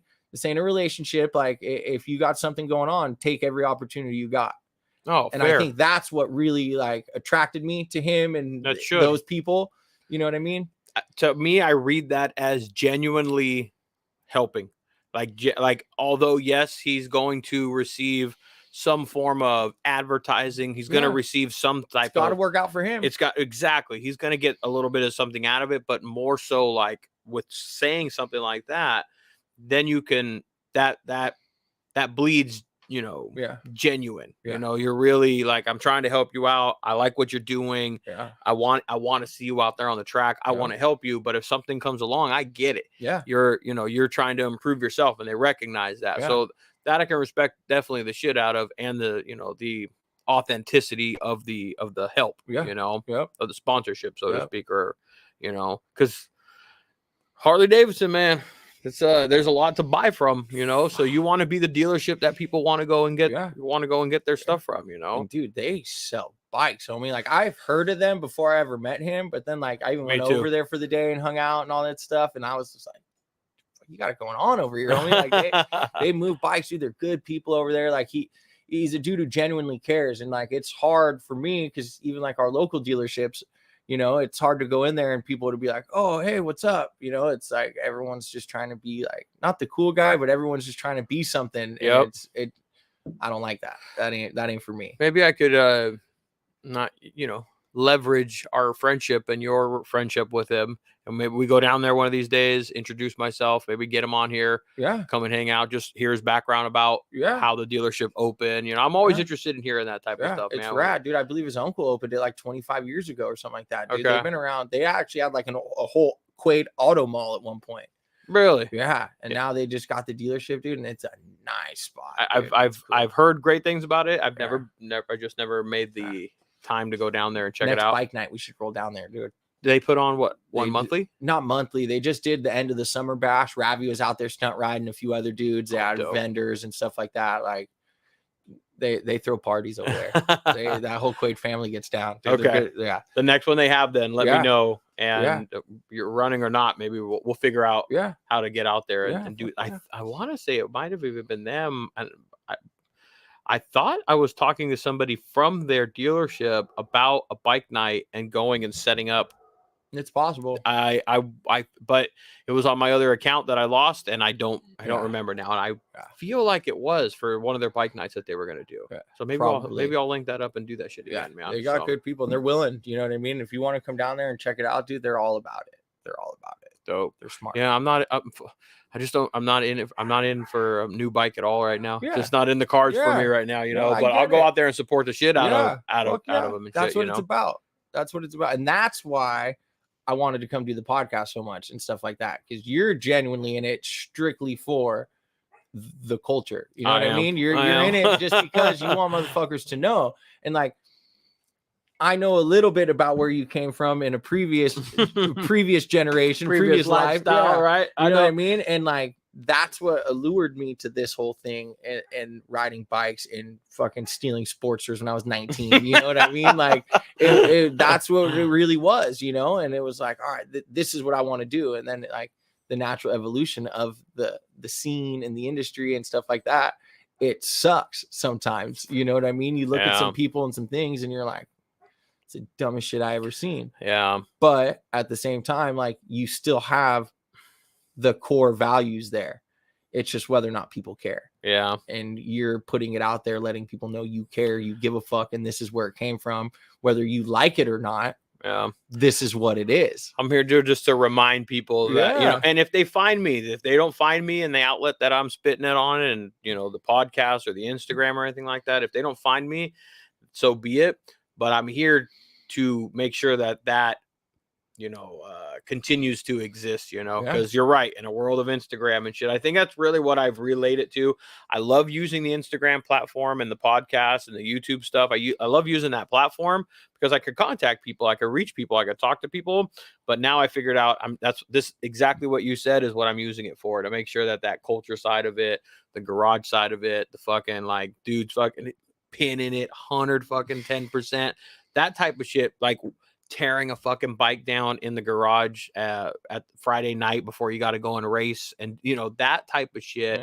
You're doing it on the track, but there's a bunch of homies, there's a bunch of dudes that will do it the same thing on a Friday night because they all need to get to the show the next day, or they all need to get to the ride the next day, or whatever. They're like, dude, I got an extra one in my garage.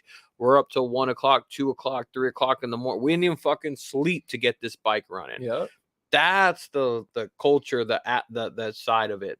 Like, everyone wants the likes and all that stuff. Social media is great for this shit right here because people can hear your and I conversation. It doesn't have to just happen here in my garage and just my four walls. We can now do it this way, but people have to hear that fucking shit, man. And it keeps it alive. You know what I mean? It lets people know, like, for the dudes, the kids that are just getting into it, who are, you know, 19, 20, just bought a sportier, they're like sitting there, it's like midnight, and they're like, should I go work on the bike? Yes. Dude, you absolutely should. I mean, like, I've been up till the wee hours of the morning, dude. Wife pissed off, I'm pissed off, the shit still won't start, dude. But like, as the sun comes up, dude, you hit the button and she turns over, you're like, yes. Dude, like, that's what it's about right there. And that's like what the racing thing gave me, dude. It gave me like that camaraderie of the group of dudes that come together, and like I want to see every single one of them succeed. And if that means that they beat me in the process because they were better,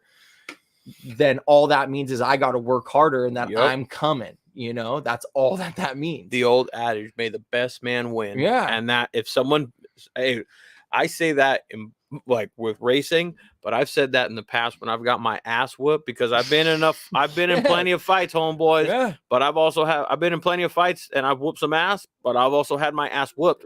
And in that case, the best man won. Yeah. You know, they're UFC fighters, one man goes in, one comes out. And I've been on that other side of the losing factor. And you have to be sometimes, because that's what humbles you. That's what fucking like makes you go, oh, I'm not as tough as I fucking thought. You know, here I am barking and all that shit. And this motherfucker just thumped me on my head. You know, I remember like I grew up a little rougher than a lot of people, dude. My pop was a little rough, dude. And it was just, it is what it is. It was what I needed, because I remember the first time I ever fucking like I got in a fight in my front yard, my mom's front yard, and like it was fucking rough, dude. I was like 9th grade, dude, and like I got up and I was pumped, dude. Like I thought I got the better of the kid, dude. Like I was pumped. My fucking pop ran outside and grabbed me by the shirt and threw me inside and was like, "You're about to lose 2 fucking fights. You keep running your fucking mouth." And I was like, "Wait, what?" Like I didn't get it. And he was like, "Dude, before you win a fight, you got to learn how to lose a fight, because it takes a lot more to lose one than it does to win one, dude." And I fucking was like, "Oh, dude, that made sense. It made a lot of sense. Dude. You got to learn how to live on the lows. You got to learn how to not let them affect you." You know, I watched a buddy do that shit at the fair when we were fucking badass motherfuckers, and this fool had like not, you know, little homies repping the hood and shit. And he hadn't lost a fight, you know, and he was one of them dudes that wanted to go and like start the fight. He would be like, find any reason. You looking at me? Like he was one of them dudes. And so he had not got his ass whooped. And he got a little fucking cocky boy. And we were at the fair and somebody was eyeballing him. And just because he was big cocky, you know, the feathers were flocking and shit. He hadn't got his ass beat. And shit, we were like 13 years old, man. This is when you could fucking fight at the fair. Yeah, you could fight around the corner and nobody would know and shit, dog. Now, God, now you can't do shit. But he went and got his ass whooped, dog, like one-on-one. And that's how we used to fight back then. Now motherfuckers want to jump in with knives, and all kinds of people want to jump in. We used to, you know, one-on-one. We went and found a little corner. Homeboys made sure that the only thing we did, we made sure that his homeboys didn't get involved. We didn't. That was our only job, and vice versa. Make sure he doesn't get stomped to a pulp, and make sure nobody else jumps in. That's it. I'll let you lose a fight. I won't let you get beat up. That's it. But he got his ass whooped. He came out there all bruised and busted, and after that, he still wouldn't fuck with people and shit. But you know, oh, that fool's kind of big, you know. That type of shit, you know. That shit'll humble you, man. You have to go through lows to be better, you know. You're gonna have highs and lows, but the lows are what make somebody, man. Those are what change you. And that mentality right now is, I think, what keeps me pushing, because like I know it, as far as like setup wise and all that on my bike, like I'm not quite there, you know what I mean. What it comes down to is my horsepower. What it comes down to is obviously I don't have all the skill in the world, but it comes down to the power, you know what I mean? And once I feel like once I get the power and once I get that, like I'll be riding back up the high, you know what I mean? And like I'm at a low point. I'm comfortable going out there and pushing as hard as I can, because if I can get good on what I got, then once I got the setup, there you go. You know what I mean? So I just keep showing up, keep doing it. This is the low right now. Keep doing it, man. And then next year too, we're running a bagger. You're going to be running a bagger too? Dude.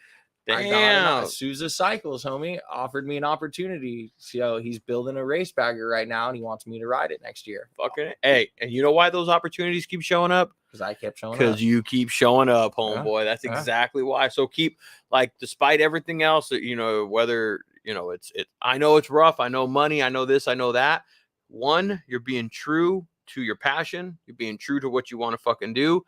And by continuing to show up, things are happening. You know, things are happening. And it's sometimes rough to see, homeboy. I know, because I sit there and I sit here on this side of it and go, man, what am I doing? What am I doing? Where's the direction? Where's the direction? And sometimes we just hit that flat spot. Sometimes we just hit that. We're like, we know where we're going. And then we got detoured a little bit. Yeah. And just keep banging, man. You got to keep riding it out, dude. You know what I mean? It's all in time. If you have faith in yourself, then that's really ultimately what it kind of comes down to. Have faith and belief in what it is that you're doing.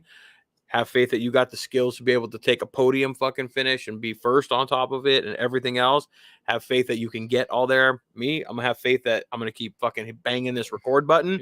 And people are gonna keep listening. And Quaid's, we're gonna get Quaid on here as a sponsorship one of these days. Like that's how it's gonna roll. You just gotta keep going, keep going. That's all it is, dude. Just do your thing, keep pushing. Repetition. Yeah. And hopefully people stop hating on me and shit a little bit out there. Fucking I haven't heard no one hate on you yet, because like I'll say some shit. You know what I mean? Like everyone, here's my wife over there chirping. With the Instagram getting shut down and all that shit, that is my. It'll come to light. It always comes out. It will take. It's taking a little bit of extra digging and time for me to kind of sift through the bullshit of who it can be or what it can be, but it is what it is, man. I keep doing it, and it's like you said, I live this shit. I want to continue to expose the culture. And I was talking to somebody yesterday at the Pismo run about it off mic, I think, or I might even said it on mic. I was a little fucked up yesterday. I don't remember. That Pismo podcast is going to be a shit show, dude. I don't know what happened. It was, but anyways, I was saying at the very beginning of this, man, I don't care if it's 500 people or 500,000 people that are like listening and hanging out and doing what we're doing, like listening to our conversation, because if it is 500 people, then it's the 500 people that like this and are on board with this and shit. I don't need to. I would love to have the masses, but I don't need to appeal to the masses.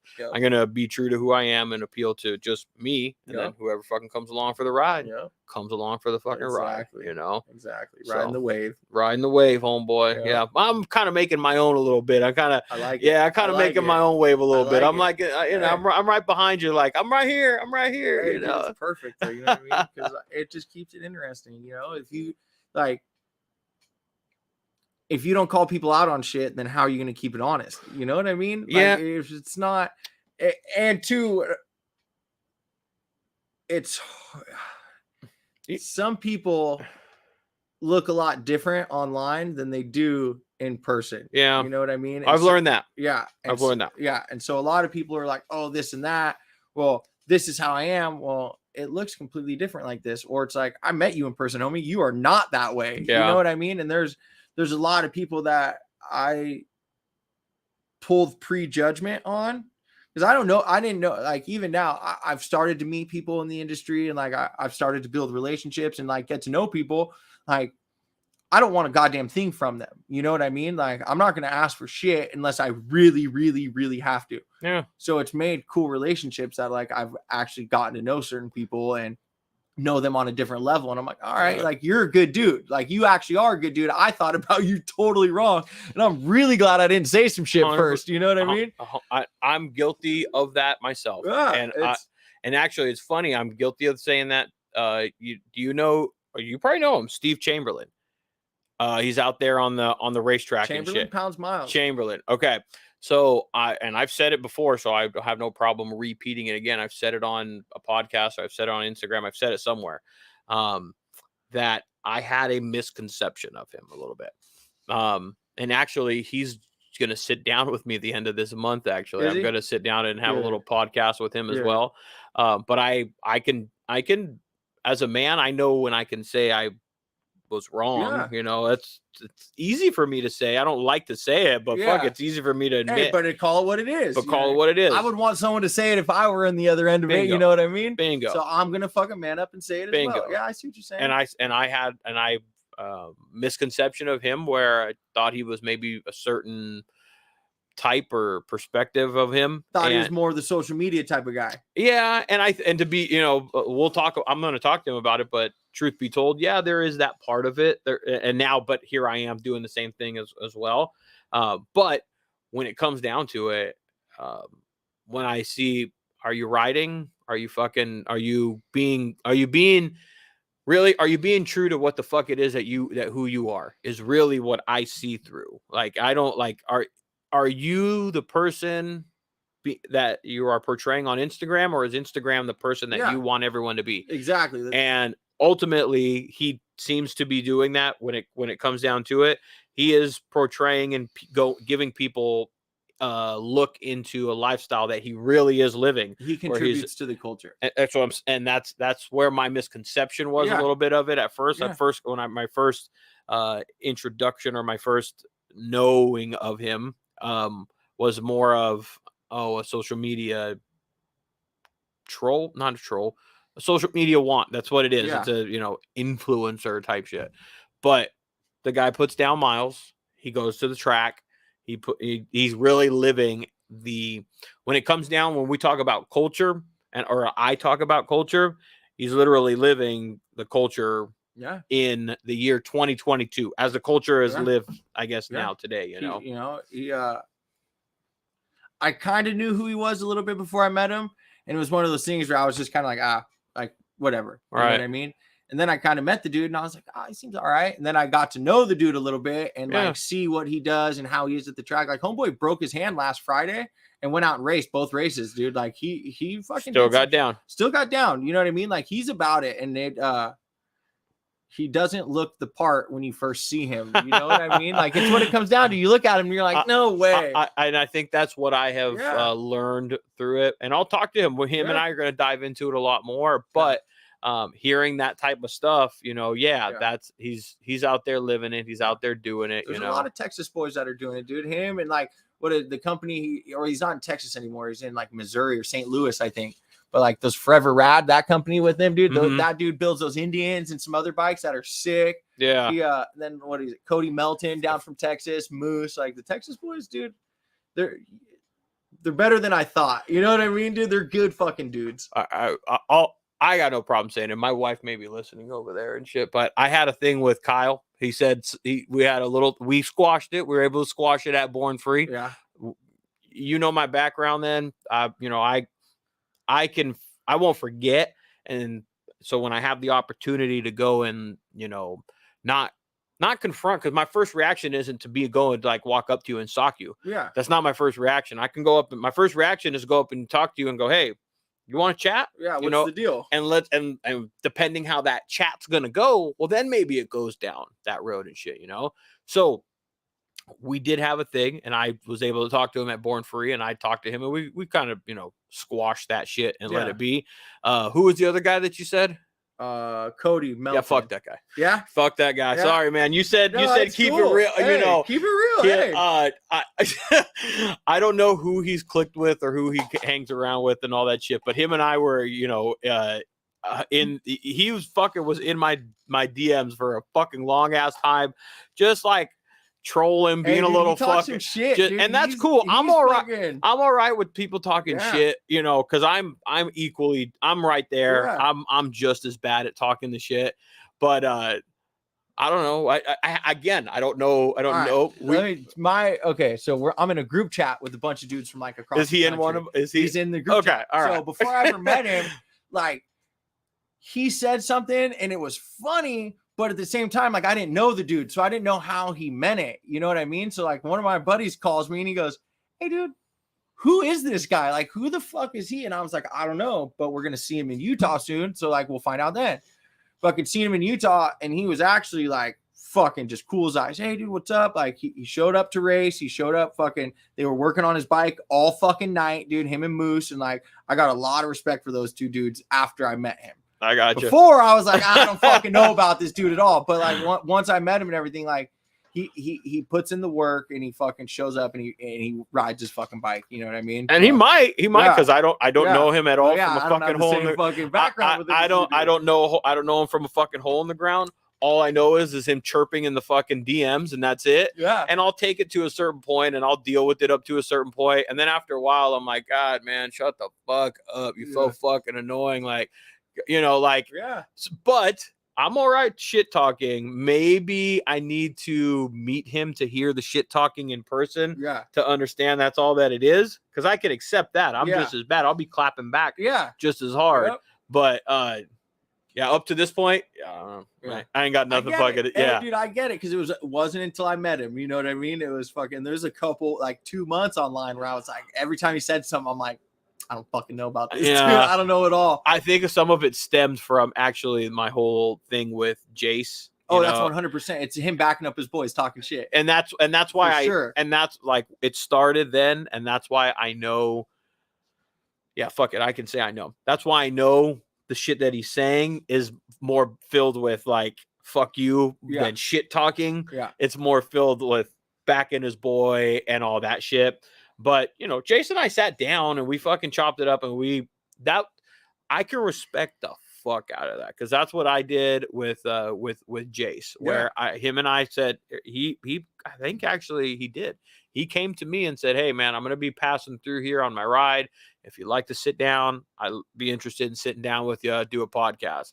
And so I was like, I could like that goes a long way. Yeah. I can respect the fuck out of that.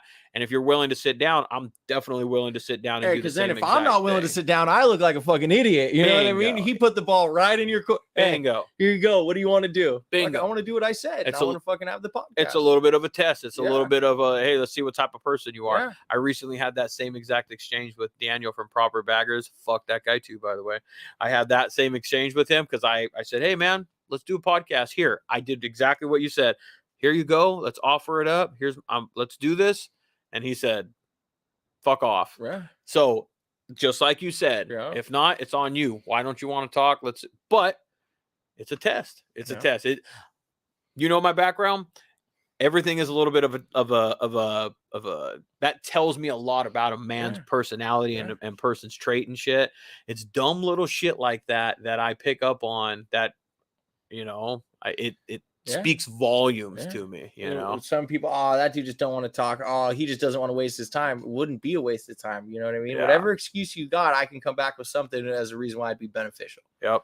Even to the plain and simple fact of it could make you not look like a fucking idiot. And I don't know the deal. I don't know who the fuck Proper Baggers. I don't know anything. But all I know is if you got an issue with someone and you're not willing to sit down and have a conversation about it, then obviously you have a bigger issue than they have. I agree. I would agree. Yeah. But it is what it is, man. To each their own. Yeah. And I know that I can like walk away from it and all that thing going clear conscious, clear mind, clear headed. Still fuck you, but but I'm good. Like still fuck you, but I'm side good. Of the streets clean yeah, exactly. Dog. Hey man, well, it's Sunday night. You got to go to work tomorrow? Yeah, 4 a.m. I'm up. Damn, dog. Why'd you tell me? I'm having a good old time. I don't get out much. Yes, you do. I go to the races. That's it. I go to the races. From the house to the racetrack, back to the house. Yeah, then I go to work. Yeah. Then back to the house to the racetrack. Yep. It's funny how that's how life is, man. We have our consistent routine where people think we get out and we do all kinds of shit. We don't really get out and do all kinds of shit, man. Dog. I got 2 kids, under 2. You got a kid. You got a job. We got life and shit. I got to go, dude, the next 6 weeks, Monday, Tuesday, Wednesday, for the next 6 weeks, I'm umpiring. So for the next 6 weeks, dog, I was like, but I was like doing the math and adding it all up and everything because I use it to pay for my kids' private school. I'm using I have to actually. Yeah. That's how I fucking pay for it. Yeah. But I was doing the math. Well, I would go do that to pay for the private. Are you kidding me? That's a hustle right there. That ain't a job. Well, that's a side hustle right there. It's exactly what it is. Yeah, 6 weeks of doing that takes care of the kids' fucking school. Takes care of it for it only takes care of it for 3 months, 4 months or something like that. My kid was in private school up until this last summer, and we did Parks and Rec and See Me, and then he went to public school. But he was in a private school in Thousand Oaks. See, my old lady was driving him there 3-4 days a week, dude. Oh. And we were paying for it. A private Jewish school because they're all Israeli from my chick side. Oh. So he'd been in there since he was 1, since right before I even met the kid. Again, yeah. So now back in public school then? So now he's in public school. Or now in public school? Yeah. Now that's $600 a month or more, $1,200 a month we don't have to pay. And then fucking the gas to get there and everything. Oh. No, I keep telling my wife I could umpire to pay for that. Well, I'd fucking strike 2. Dog, I have to. I don't really. Yeah, I have to. I'd be doing the same thing. The next 6 weeks, Monday, Tuesday, Wednesday. The next 6 weeks are gonna be rough. Monday, Tuesday, Wednesday, I'll be umpiring, and then I usually do the podcast on Thursday. I record 1 podcast a week, and it's on Thursday night. So Monday, Tuesday, Wednesday, Thursday for the next 6 weeks are crazy. Yeah. Yeah. Wish me luck, homeboy. Wish me and likewise on the track. Built for this, homie. I know, man. I'll be here doing my thing. You'll be out there doing your thing. Yes, sir. And I hope that you do make it to Daytona. I'll be, too. Let me know whatever I could do to help. I don't know what I can do to help with parts or hands-on or just getting a word, helping get a word out there from the showcase side of it. Whatever I can do to help, I appreciate try and get you there. I appreciate I'm all for it. Hopefully this does a thing or two. Hopefully, man. Yeah, I didn't even think. I was on my way here, and my chick, she's like, "You're going to that podcast?" I'm like, "Yeah." She's like, "Think it'll help you get sponsors?" And I was like, I didn't even think about that. Yes. Dude. She's like, always about the money with her, dude. I was dying. I was like, of course. Well, yeah, because it's coming out of her pocket too. Shit, dude. She's like, I want a house, homie. No shit, dude. It's so hard around here, man. It's so hard. It's damn near impossible, dude. Nah, we'll get it. You will. No. Like, I don't mean to beat it in the battle. It's just gonna be a long road, dude. Yeah. You haven't thought about getting out of the state? Yeah. I make enough money to stay. As do I. Yeah. As do I have thought about it, but like all of our family's so centrally located here. Yeah. Okay. Like so leaving Simi, is, Ventura. I got cousins that live on the sand at Silver Strand. Like, too close, too family oriented. Yeah. Then you'd be putting yourself more in a crappier situation. You won't have the help and stuff like that. Yeah, exactly. No, I get it. Yeah, I'm just I want to, I don't know, try something else. I do. Don't get me wrong. I know, but do I? You know what I mean? You're right. I do. But do I? But then you're like, do I really want to leave Ventura? Yeah, I know. Do I like? It's paradise around here. Really, Ventura. Is. Yeah, it is. Yeah. But I don't know. There's more out there. There's more out there in the world than here. But we shall see, man. Yeah. But anyways, homeboy, right, I will let you get home. Good luck on the next race. Thank you. Anywhere, last minute, where can people get a hold of you or follow you and on all the stuff that you're doing? Big Nichols 189 on Instagram. BIGNICHOLS 189. Yeah, that's it. That's it right there. Dude, if you can't get me on there, then you can't get a hold of me. That's where he's gonna be posting the racing stuff or taking podiums for Moto America or BR, any of these stuff. So follow all that shit. But Big Nichols 189 on Instagram. Nowhere else, no YouTube, none of that other stuff. Not yet. I'm still learning, dude. I'm still learning. I don't like all these young stunt kids. Don't do it, dude. It's a whole nother. Yeah. You want to talk about having no time? You will then literally have no fucking time. I got to create content. That's what I could offer. That's what someone told me. I was like, dude, what do you mean content? Like, I got to get a camera? Like, what do you mean, dude? Yeah. And it's what it is. You know what? That's what it is today, man. It's advertising. Yeah. People want their name out there, Yeah. So you got to get a camera. Just go get one of those 360 things. Yeah. Put it on your bike when you're riding. Would that hinder you at all? No. I try and run a GoPro all I can, dude, but I always forget to turn it on, dude. I can't tell you how many races I had that thing on, dude, and just never hit record, dude. Really? Battles with people, dude. Like me and my boy Len, dude. We did 5 or 6 laps, dude. We traded positions probably 5 times, dude. Just battled start to finish on the race in Utah. I did not have any of it. And I did not have any of it, dude. Camera was on, didn't hit record. Oh my god. It happens all the time, dude. Not my last crash, but the last big one I had at Chuckwalla, dude. Huge crash. Went down hard. Dude, my clutch cable snapped, 5th gear tapped, coming into a turn. And fucking, dude, I wadded. GoPro was on, never hit record. Oh my. Okay, well, listen. Start hitting the record button. And when you do, I want to see it. I'll help you put some content out there, man, because it'll be good for me. It'll be good for you, but make sure you hit the little red button that fucking says record before you fucking drive out of the pit. Okay. I'm clean now, not fixed. All right, homeboy. I'm going to let you get home, dog. I appreciate you cruising by, dog. Oh, you're good, dog. About to break your shit on my way out. I appreciate you cruising by, homeboy. I appreciate you having me, dude. Stay safe on the track. Absolutely. And go kill it. All right, dog. Plan. Later, man. Perfect. Thanks, dog. Yeah, appreciate you cruising over, homie. I appreciate you opening up your home to me. Anytime, dude. Oh, I'm good. I got some. Thank you. No, I'm good. I'm going to the in-laws right up the street. I gotta go get the kid. Oh, where do they stay? Newberry. Oh, okay. Yeah, right up the street. Yeah, well, it's not that far. Right now, 15 minutes. Right now, it's like a 15, 20-minute drive. Yeah. Middle of the day, it's like a 45-minute drive. Yeah, it's fucking terrible. I appreciate you having me on. Anytime, dog. I like it. Anytime, man. Bring next time we'll do something. Bring Clay. Yeah, I'll hit If him up. If you talk to Quaid and stuff, man, I can go down there, bring him down here. I'm actually working on a buddy of mine. Guy that runs You too. Get home safe. Thank you. Come on, Autumn. The guy that runs my buddy Danny, who's involved with the physical run.